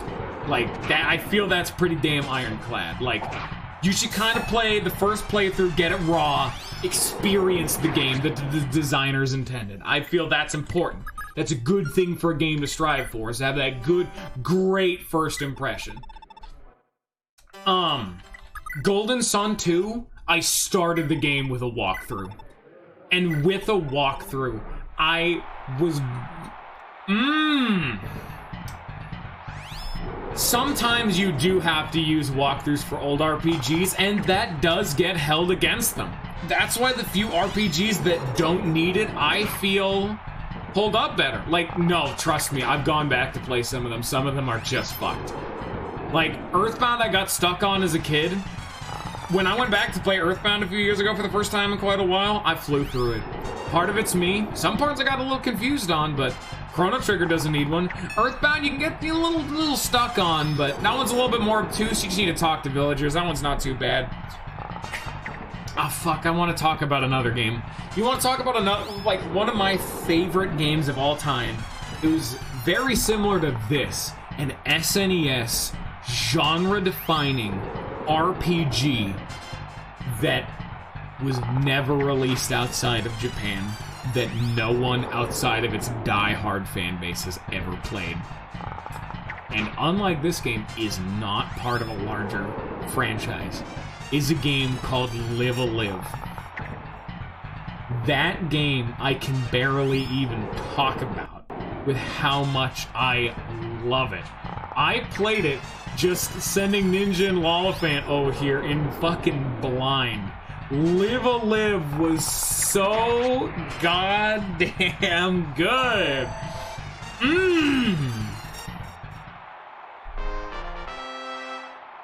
Yeah. The fact that they like the game really lit a fire in my heart. But also just be fucking heartburn. But Live a Live inspires me. But for what you said about Chrono Cross, the ending was the best part. Don't fucking start with me. Don't talk about it. No spoilers. The ending was great, dude. I loved it. If you like Lisa, you'd love Live a Live. It's not as Lisa dark, but dude.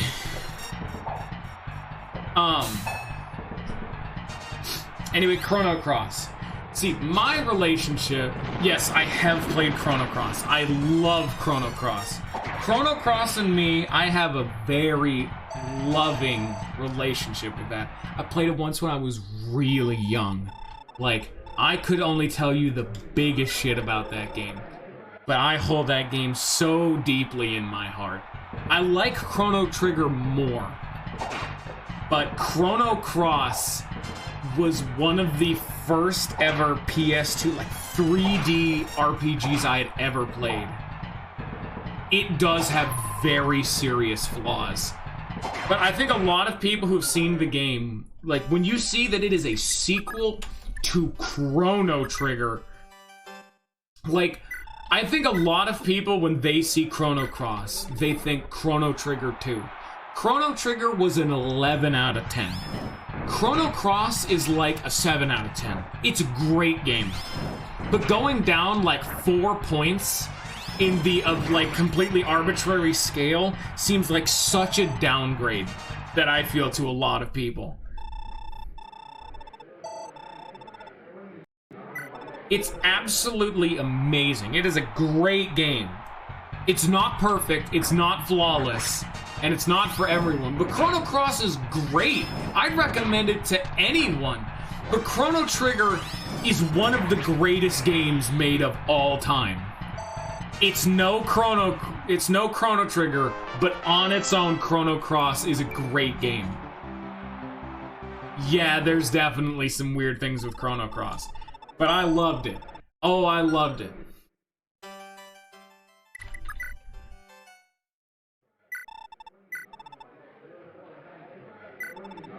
Maybe it was 8 then. I was trying to give an example of how much it had fallen, because it's like saying that Chrono Trigger is a 10 out of 10 and like Chrono Cross is an 8 out of 10 doesn't give as much oomph to the fact that I said 11 out of 10 and then 7 out of 10. I would probably put Chrono Cross as like an 8 or 9 out of 10.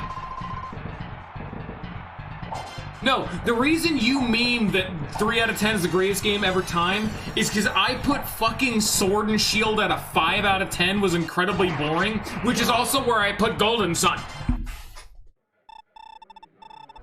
But if we're talking about like the objective fun scale, oh, that's wrong. If we're talking about the objective fun scale, like Sword and Shield is probably like even lower than that. But I consider like a 5 out of 10 one of the greatest insults you can give to a game, where a game's just mediocre. If a game's a 1 out of 10, like it's Big Rigs Racing, holy shit.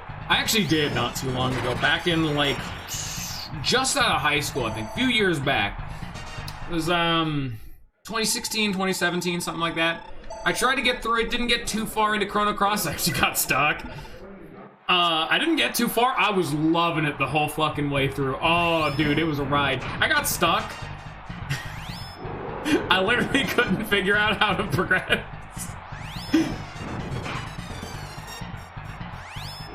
Sword and Shield was the worst Pokemon experience I've ever had, Ninja, and a lot of people agree with me on that. Where it'll still always be Pokemon, so I can never say it's bad, but it's definitely a far falling of what it was. Dude, Chrono Cross, any game that does, see, I'm just jumping from point to point, aren't I? Chrono Cross, any game that does the pre-rendered background shit, like the most beautiful game I think I've ever seen is like Resident Evil Remake on the GameCube. That game is absolutely fucking gorgeous. Dude, more games need to do the pre-rendered background shit. That is a play. Why do I have 4 Discord notifications? Oh, it's my brother complaining. I did skip X and Y and Sun and Moon. Doesn't mean Sword and Shield's good though. I jumped from Black 1 to Sword and Shield. That is one of the biggest disappointments. Ninja, that doesn't mean it's good. That's like saying, I am used to a bowl of cereal, and I got fed a bowl of water. When people are normally used to a bowl of water with flecks of shit in it. Like, I'm not gonna like either of these things. I'd rather have my cereal. I'd rather not have the most basic dish that is just like, it's warm water too. It's not even that cool, refreshing glass of water. Like, I've had too much water today. I'm not thirsty. Why have you given me this? I don't want it right now. It's warm water, it's straight from the tap, it's low quality, it's got that metallic taste, it's like room temperature, so it's not even like warm water. Like if you heat up some water, that can be like refreshing depending on your like appetite at the time. Hey Yo-Hall, you wanna win? Yo-Hall's having a real hard time with this fight.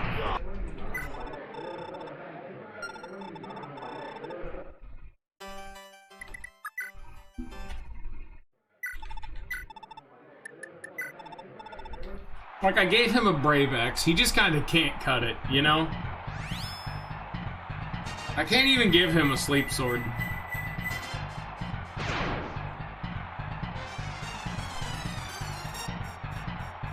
Alright, time to go.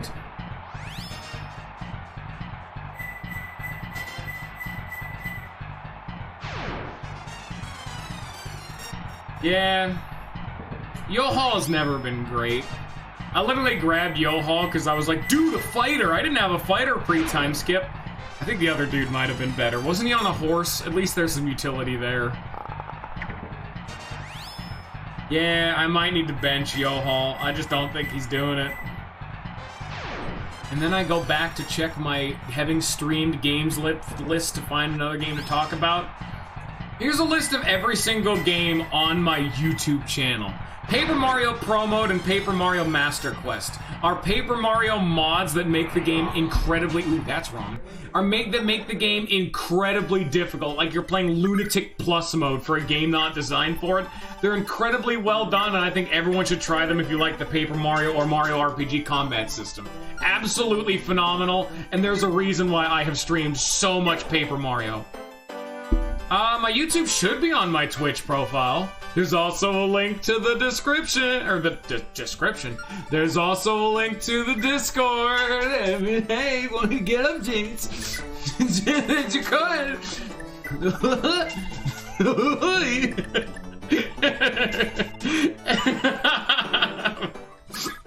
I'm a clown now. I don't want to play X and Y or Sun and Moon. I don't want to play bad games. Just because a game is worse doesn't mean I'll appreciate the other game more. I'm like, wow, this is garbage. Doesn't mean I like this slightly less garbage. Oh, hey kids. I did not I don't even know what that means. I don't know how to hyperlink it. I just dropped the link and it didn't do the natural click thing. I don't know how to make it do the click thing. I put it in there and it's not doing it. I don't know, man. I don't fucking understand technology. I actually don't know what I did wrong. What's another playthrough? I played Mother 1, like Earthbound 0. That game's really old and very clearly an NES RPG. But for the time, it's like, if you like just straight-ass RPGs, it's like, alright, it's okay. Honestly, like, it's not great. It's not great, but I would say it's good. But you have to like that kind of game. Like, I'm talking, it's like early Final Fantasies or early Dragon Quests. You have to like old RPGs. But it does still have a little bit of that Earthbound flair. It's not fully there. It has a little bit of the story. It has a little bit of the charm. It's still there. It's clearly still forming. Mother 1 was not bad. God, the encounter rate of Mother 1. Oh, fuck, dude. It's so high. Oh, the Haunted Mansion. It's not bad. I would call Mother 1 like a 6 out of 10. You gotta I like it. It was pretty good. I liked it. Yeah, you can definitely hear, dude, it's NES RPG. It aged like a bowl of fucking milk. Like, yeah, it has some problems. But like I said, I like it, but I would only recommend it to people who are me and are die-hard swear-by RPG guys. Next game, Persona 1. Honestly, not terrible, but Persona 1 is very similar of a boat. If you kind of gotta be die-hard. Persona 1 has a lot of problems. Persona 1 is one of the only 2 games I've ever quit. Persona 1's, after, like, second main ending, I literally got to the final boss, and I was just like, oh, fuck this, and I just stopped playing. I love, like, Persona 1 is one of those games I look back on, I'm like, God, I love Persona 1. And then I had to beat myself over the head saying, no, it has problems, a lot of them. But I can never stop myself and look back to it. It was Persona 1, baby, yeah! The rose-tinted goggles come off and I can objectively say it's not great. It was honestly very fucking similar to a Mother 1 situation.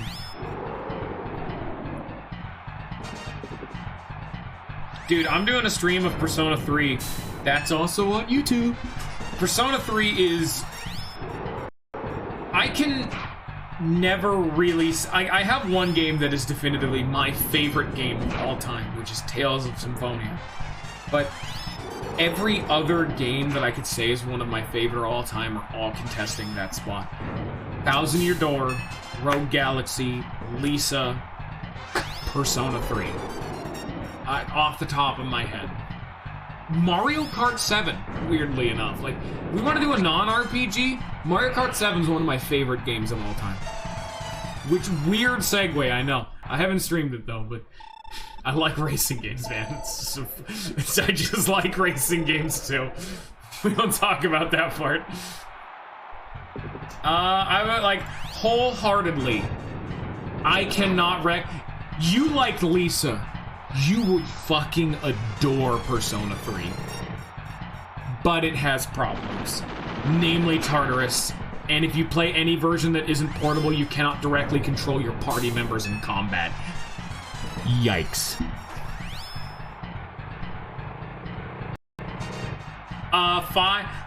3, 4, and 5 have the same basic gameplay. 3 and 4 are 3 and 4 are very similar gameplay-wise. 5, they all have the same gameplay, but 5 have you played Mirage Sessions, like Tokyo Mirage Sessions, the Fire Emblem Persona crossover? It has that playstyle. That is the Persona gameplay style. I've never played it, Tokyo Mirage Sessions. People say it's just Persona, and I'm like, sure, okay. Good example, I guess. It's a Fire Emblem game that has Persona's combat. It's turn-based, large emphasis on buffs and more tactical shit. It's good. I'm probably gonna play Tokyo Mirage Sessions, so as much of a degenerate as I am. Because I don't know anything about it, other than the fact that I've been told, hey, it's Fire Emblem, but it has fucking Persona combat. I'm like, yeah, baby! Oh yeah!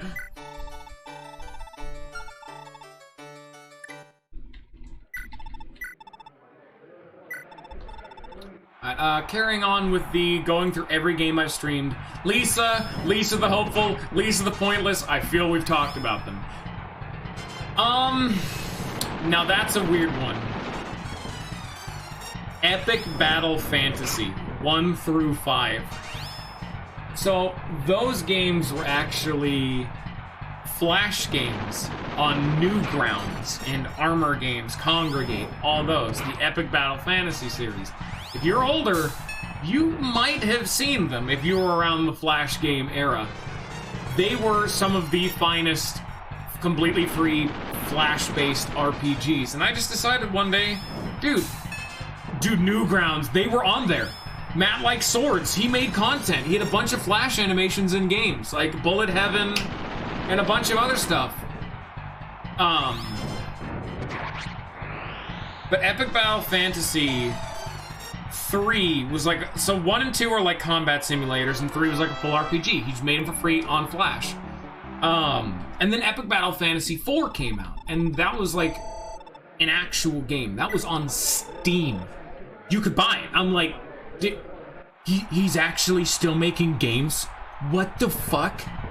And so I went out and played it, and Epic Battle Fantasy 4, which, by the way, where I got, so, like, that's why I said 3 was an actual game. We want to talk about a fucking game. Do you want to talk about Divine? Okay, you want to talk about a resident expert? Guess where Lollifant came from. He has been with me since I streamed the Epic Battle Fantasy franchise. And there's a 5th game that came out, too, that was phenomenal. I don't remember a lot of the names from way back when. Okay, Tinny wins, I guess. Epic Battle Fantasies are just goddamn rock solid. Epic Battle Fantasy 4 and whatnot's completely free. I'd try it out. Probably 3 is. Play all of them, they're good. Hawk, done. I think Famina, yeah, Famina's done. Dermot. He's got the money.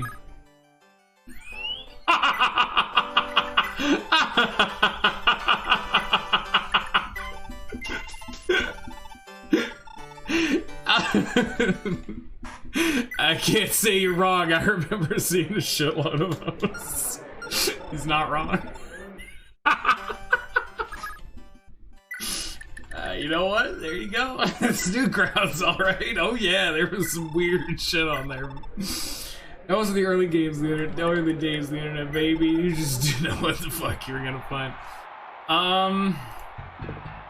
Oh yeah, it was the first time I had ever done a non-RPG stream. I had done Terraria, and I was doing the Calamity mod, which is a mod for Terraria that adds just a whole heaping load of shit to the game. New post-game, post-final boss kind of content and all that shit. Okay.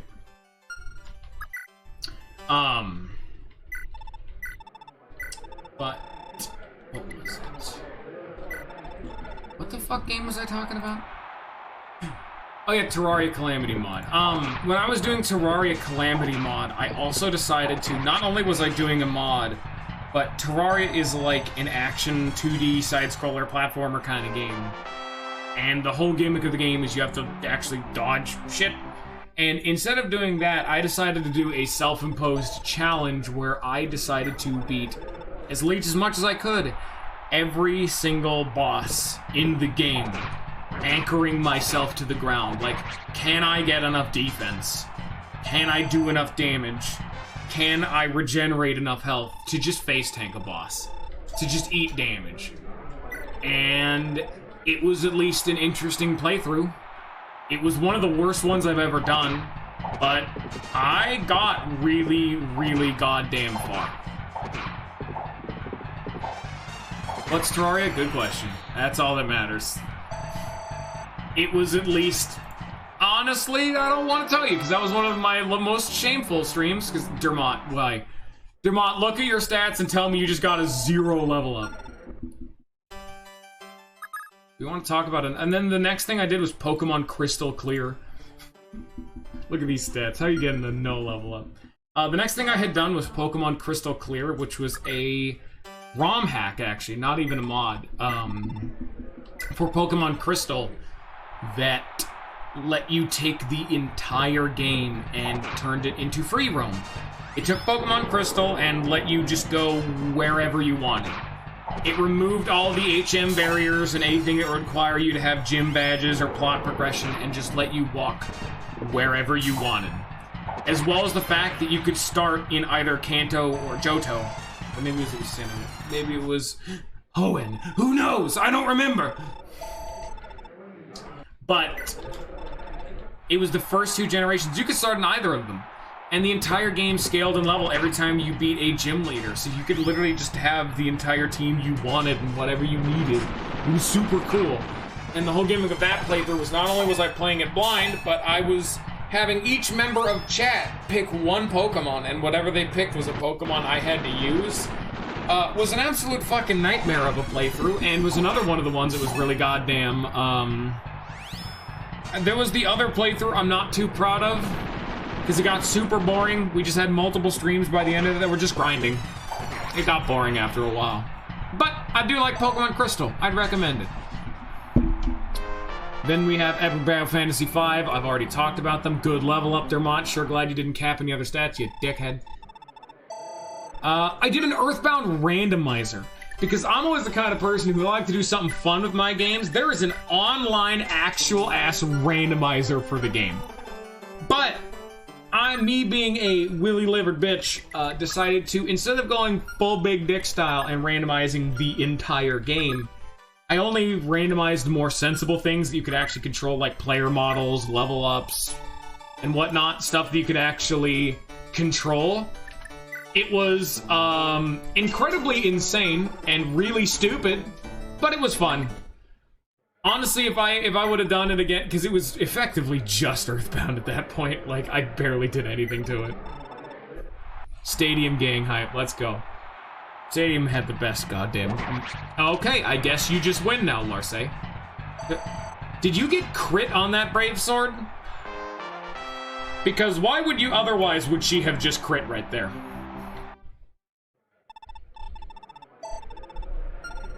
Honestly, it was such a close default approximation towards an actual ass... Yes! The Brave Sword is the first weapon in the game I've gotten to be able to crit. Wow. Larce got so much better. She now has crit. That fucking Brave Sword. But it was effectively just Earthbound. There was just some gimmicky shit. What was next? Mother 3, we already talked about it. Golden Sun, that's where that went in. Mega Man Battle Network. Ooh, yeah! Yeah, Sigurd's Silver Sword doesn't have crit because I've been using the fucking Brave Sword, because why would I keep using the Silver Sword? It got close, though. Had I known better, I would have just stomped through the early game quite a bit more with Sigurd, but... I'm the kind of dude where I didn't really know a whole lot to abuse the crit system, so a lot of the time I would finish people off with cheap weapons I didn't want to have to repair, because I'm like, why would I use the Silver Sword when I could use an Iron Sword and it would cost less to repair? It saves me money. That costs me now when I don't have crit on the sword. Yikes. But anyway, dude, Mega Man Battle Network is insane. God, I'm so excited for when I get to stream the third one of those. Oh my lord. Mega Man games that actually have weird, like, RPG-esque combat systems. Oh boy. And those games have the absolute most goddamn bonkers plot ever. Like, the entirety of the Mega Man Battle Network games, even if you don't know what a Mega Man Battle Network is, just the basic plot should raise some fucking questions. Because in Mega Man Battle Network 2, you are fighting a group of terrorists. Yikes. Well, in Mega Man Battle Network 2, one of them has the plan to poison the water supply with, like, magic brainwashing shit. And how, so well, I'm actually gonna ask a question here. If you wanted to poison the town's water supply with just poison, the specifics don't matter, but you are trying to poison a town's water supply, how do you get an entire town to guaranteed drink the water? Because, you know, some people don't drink tap water. Some people drink beer or sodas. What would you do to be able to poison a town's water supply and guarantee that everyone would drink it? Because let me tell you, this game went fucking bananas. Well, in the game, what they did in the span of one night, they poisoned the, instead of having like the town's water supply poisoned, all of it, they just poisoned the school fountain in front of the main character's school and nothing else, turning it a vibrant neon pink color. And obviously people wouldn't drink out of a fucking fountain. Well, in one night, they took every single drop of water in the entire town out of it. I'm talking the faucets, empty. Your showers, empty. You look in the fridge, there's no water bottles. You go outside, your pool is empty. You look in the back of the air conditioner, bone dry. You go to school, every vending machine is completely empty. Every single thing you could think would be fit for human consumption liquid-wise disappeared in a single night. Everything. The entire town, and this is a big city town. As well as, instead of just doing that, they also then hijacked every single method for leaving the town, and then also hijacked any method of getting the word out that there's a problem. So in one night, they managed to block off that's like they put a fucking dome around the town. You can't get out, you can't talk to people outside, and now there's no water except for one fucking fountain in the front of some school. Like, what the fuck is this scale of operation? What on earth? And that's just one boss. Every single event in the game is like, so, like, that one's the most egregious, but like everything they do in those games is the most over-the-top cheesy shit. Like, there's a dude who has bombs, and you think, oh, he's just gonna bomb a place because they're terrorists. No, he's blowing up the entire fucking dam as well as its floodgate systems to destroy the entirety of the town. Like, it doesn't matter what the game's about anymore. Like, the game's plot was fucking bananas.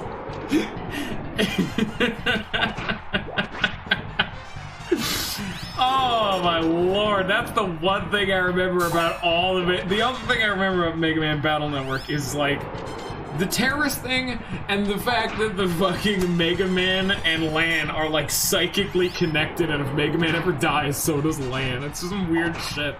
Mega Man Battle Networks are ridiculous. Alright, let's give me a second here. Well, what do we got next? Leads to the Pointless Digimon World. Digimon World's a beast of a game that I kind of want to stream again. Ninja has unfortunately convinced me otherwise as of the time that I wanted to. But Digimon World is just a fun... Yes! The PS1 game. Digimon World. I really like that game because that is a Digimon game that is based around Digimon before it was an anime. Yes, where your Digimon shit on the floor. Because Digimon originally, when it was first inceptioned, was not a Pokemon knockoff. Originally, Digimon was a Tamagotchi knockoff. And so, when they made a Digimon game, this was before the anime came out. And so it was an entire open world exploration game about Tamagotchis. That game was magical. I don't know how anyone could hate it. There were a lot of down periods, yeah. Digimon World is a very, very, very complicated game. God. Like, the main thing that really reminded, because I played it as a kid. Could never remember what it was. Okay, you want to know in a sense of why it was cool? If your pet shits on the floor 10 times in its life, it will transform forcibly into Sukamon, which is literally a giant pile of sentient, violent, pissed off, yellow shit with arms and a face. Just an actual pile of shit. And I have a quote bot on my channel, and one of the only two quotes I have of my chat that's not me is President Weevil saying, "Please don't turn our walrus into shit." Because I was literally gonna turn my walrus Digimon into a Sukamon as a threat.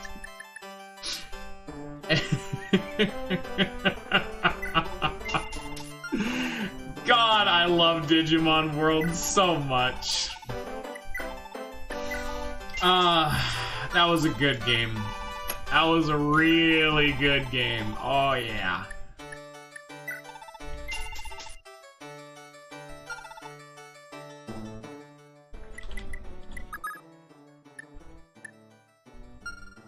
Okay, who still needs it? We're at the last 3 people, by the way.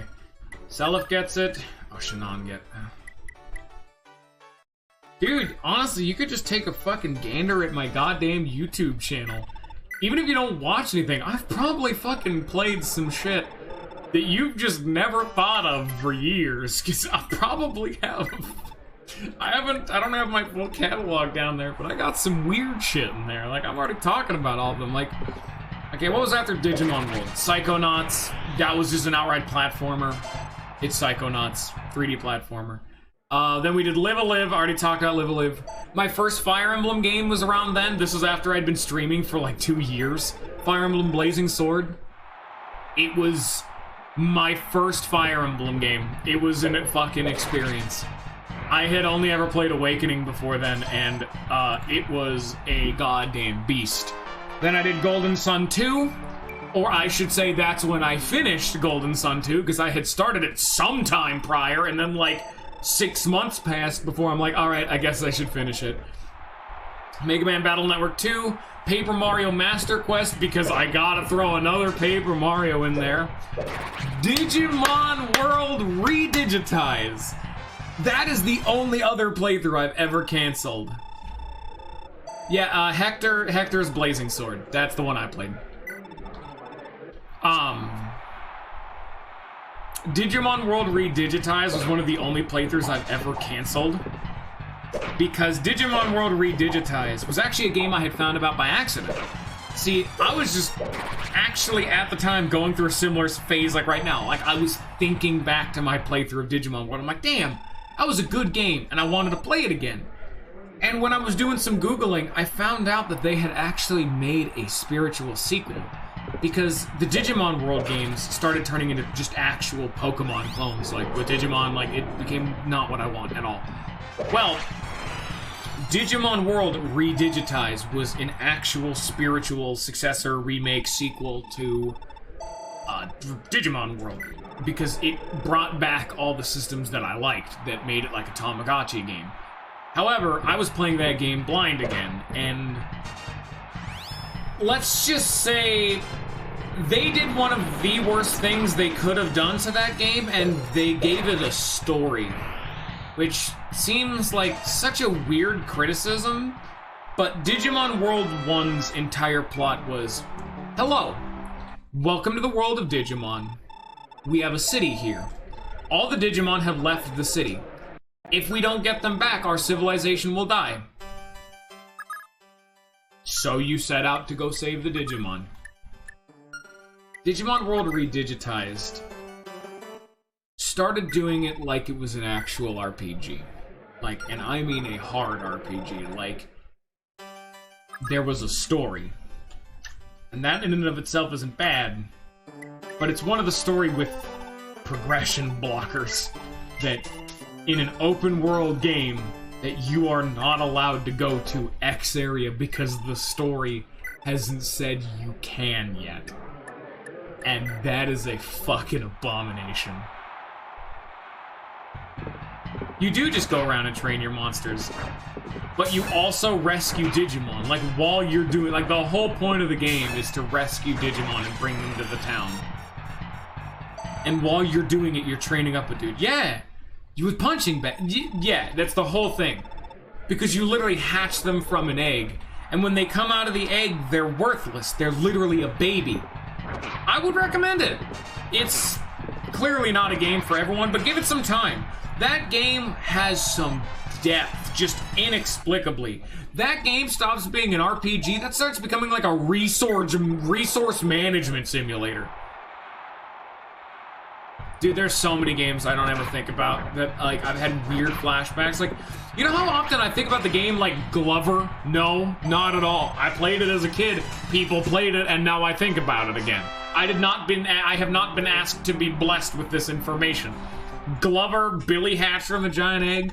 I played the fucking Grim Adventures of Billy and Manny fighting game on the GameCube. Fuck yeah, that game was great. I didn't ever talk about it because I barely remember it. Want to talk about Quest 64, one of the only RPGs on the Nintendo 64? I don't want to, because it's not very good. But I have rose-tinted goggles for it. Oh yeah, but Digimon World Redigitized, I canceled because I got absolutely piss bored again. There's a trending theme here. If I get bored with the game, I'll stop. We're actually near the end of the list. Then I went with Off. Another game that was in a similar vein as Lisa. It is another one of the Hail Mary. It is an RPG Maker game that is an experience. Off. Yes. Everything I'm talking about now is on my YouTube. I'm going in chronological order. So literally the order I streamed them: Paper Mario, Mother 1, Persona 1, Lisa, Epic Battle Fantasy, Terraria, Pokemon, Epic Battle Fantasy again, Earthbound, Mother 3, Golden Sun, Mega Man Battle Network, Lisa again, but another mod, Digimon World 1, Psychonauts, Live Live, Blazing Sword, Golden Sun 2, Mega Man Battle Network 2, Paper Mario again, Digimon World Off, Skies of Arcadia, End Roll, Fire Emblem 3 Houses, Paper Mario again, Chrono Trigger, Genshin Impact for 2 episodes, and then I started crying, Professor Layton, and then XCOM. It's an experience. Of what? Off? I can't talk about Off that much. Like which game we talk about that is an experience, because I'll fucking go in deeper. That's just what I've streamed. I've been streaming for like 3 years, dude. It takes... And I have a bad streaming habit, too. I don't stream that much. Off. What can I say without spoiling it is the thing. Off is a game that you play as the batter. It is a game created by Mortis Ghosts to where you are in, I guess I would call it one of the most creative fantasy worlds I've ever experienced. Your job is the batter. You have been sent on a holy mission to purify the land from the impure. And you will do whatever it takes to succeed in that goal, no matter what, and no matter who dies. Like, If there's any game I would call an experience, I would call Off. Because I don't know what to talk about it. Like, it's an RPG, but the RPG elements are almost, like, side. Like, they're literally, like, irrelevant. Like with Lisa, you could say the game's fucking hilarious, it's super sad, it's got absolutely phenomenal combat, but with Off, I'm like, the world and the story are what you come for. Okay, here's an example. Do you know what the 4 basic elements of the world are? Of course, you know them. One of them is gas. And as you know, to breathe in the gas that makes us stay alive, you go down into the gas mines and you mine it up. You pick it out of the walls and the gas escapes into the atmosphere. You bottle it up so it can be sold and processed and used in your furnaces and used to be made in factories. And anything you don't bottle up floats up the sky and forms the atmosphere we breathe. Standard stuff. We all know one of the 4 basic elements. But this is just an introductory thing. Another one of the basic elements is metal. Everyone knows we need metal to walk around on. How do we get metal? Well, 4 basic elements, you harvest it out of cows. You bisect a cow straight down the middle and start harvesting the metal chunks. You harvest them out and take them into palers that you are sent off into factories that can be used to shape basic structures like housing and tools. And any bits you don't shave off fall down to the ground and are stamped down and become the world that we walk on. Standard stuff. We all get this. Do you see what I mean? What I'm describing is literally Off. This is the kind of shit I'm talking about. I'm not going to give you context for what I just said. That's Off. I'm not gonna tell you. That's the magic. That's the experience. What the fuck did I just say? That is Off. That confusion you have right now, that is Off. That game is free online, not on Steam. It's free. It's an RPG Maker game. You just download it. That is a game that asks you a lot of questions that you do not, or you ask it a lot of questions. I told you the basic actual premise. You are the batter sent to purify the land. And in each of the lands you learn about... No, but I have seen Space Funeral. I haven't seen the way to the ending of it, but I was definitely on the list of really fucking amazing RPG Maker games. You want to talk about another? Oh, it's terrible. Oh. It's on the list because I don't know much about it. I've seen, like, a video about it, but I haven't seen it myself. We want to talk... But no, so, like, Off is popular. Like... There are a bunch of RPG Maker games that everyone knows about. Lisa, Undertale, was an RPG Maker, but you get the point. Lisa, Undertale, Off, Yume Nikki. These are the big ones. These are like the big fan-made indie RPG-esque thing. Yume Nikki's a bit different. That was inspired by Earthbound. They're all the same shit. There's one more that I have... Omori's the next one. I haven't finished that. Please don't talk about it. I'm playing it right fucking now. Don't talk about it. Omori, yes.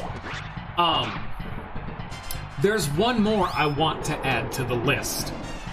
And is a game that I like so much and that people were curious about occasionally is, what's my profile image from?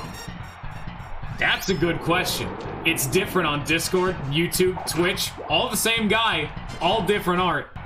That is from a game called Enderroll.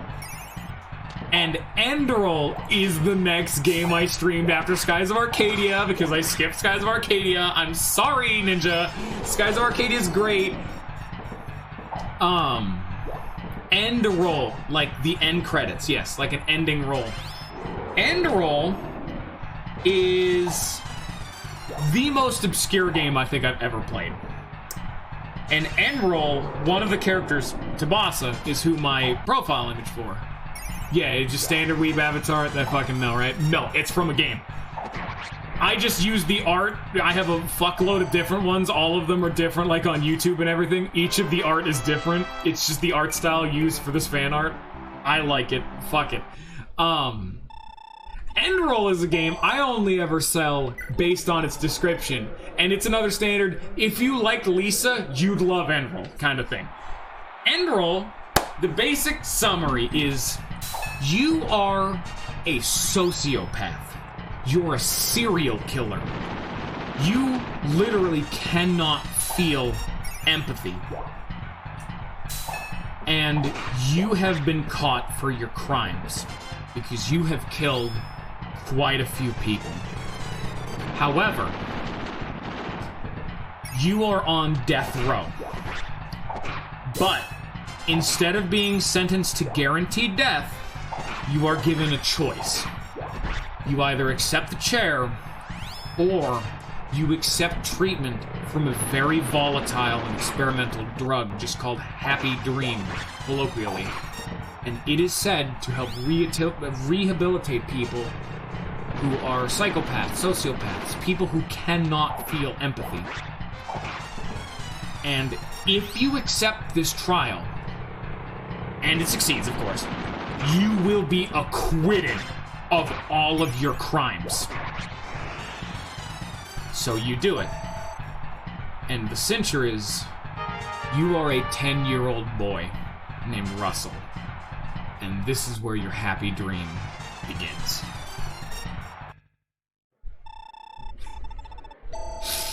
God, fucking Enroll's so good. The fuck? It's just like, wait, what? What's going on here? You are a 10-year-old child. You are literally a baby man, small kid, who is a murderer. There's some questions. I'm not gonna talk any fucking more about it. Welcome to the worst day of Russell's life. The art in Endroll is absolutely fucking fantastic. It's great. Why the hell do you think I've used Endroll so much? Tabasa is a fucking... Like, I've just used raw-ass Tabasa screenshots from the game. I swap my Discord avatar all the fucking time. I'm just kind of waiting for this Thief Sword shit to work. And honestly, I just use Tabasa, not even because I particularly like him. I do. I fucking love his character in that game. But green is my favorite color, and this dickhead is wearing a coat I like, and it's green. I'm like, alright, we have an avatar! Because the other one I used before this was Zachary from Off. Standard weeb shit. Honestly, he's kind of winning with the Thief Sword, and this is hilarious. Quickly, once we win this fight, the stream just ends, because that's the end of the arena-ing, but, quickly, lightning round to the rest of the games I've played. Skies of Arcadia, just absolutely amazing. Yeah, I'm just using the Thieves' Sword because it's cheap to repair. I'm just sponging the money. How is he dodging all that? Because he's just good. I'm just waiting for him to die, but he's just not. He's kind of just doing it.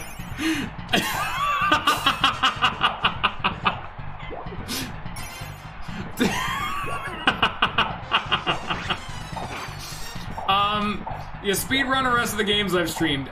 Skies of Arcadia, really just an amazing RPG. Exploration elements on the GameCube, it's just good.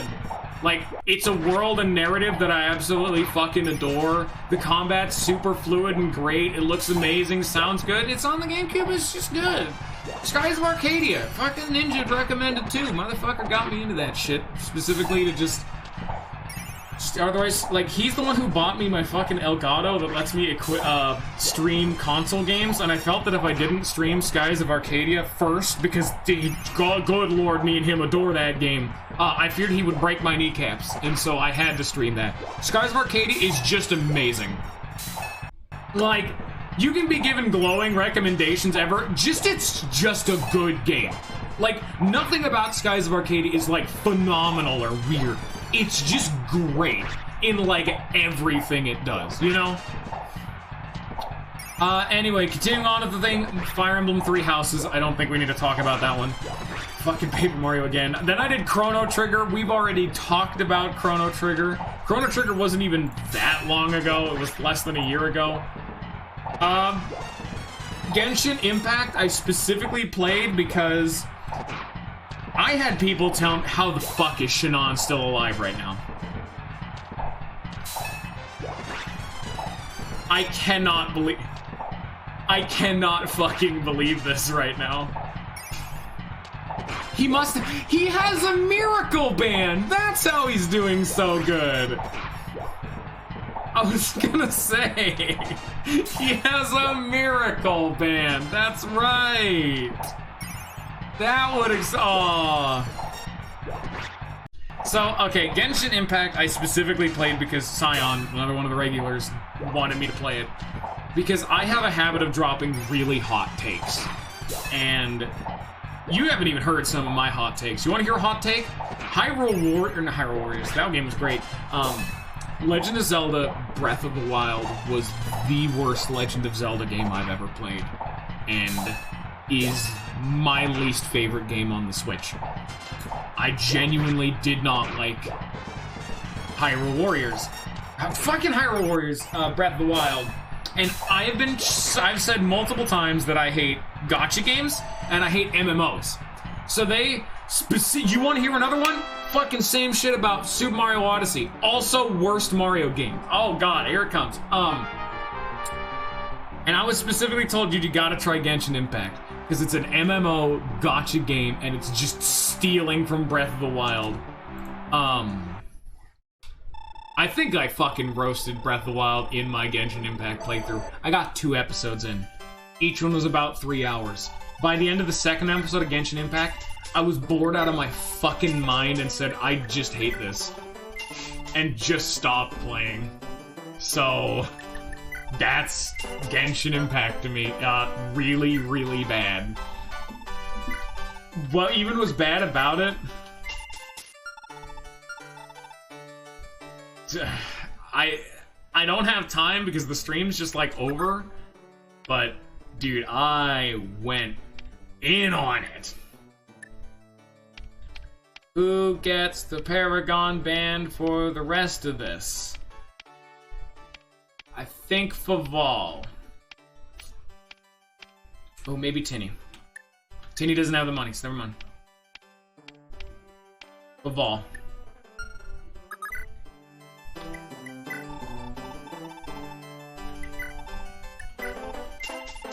What? Why do you not have the miracle? Did I sell his miracle band accidentally?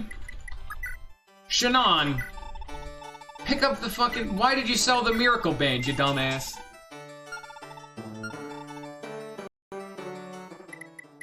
I literally could not fucking talk fully about why I did not like Breath of the Wild and like Super Mario Odyssey. I have done those rants so many times, but those two I've been really disappointed about with what Nintendo's been doing. Pikmin 3 was the worst Pikmin game.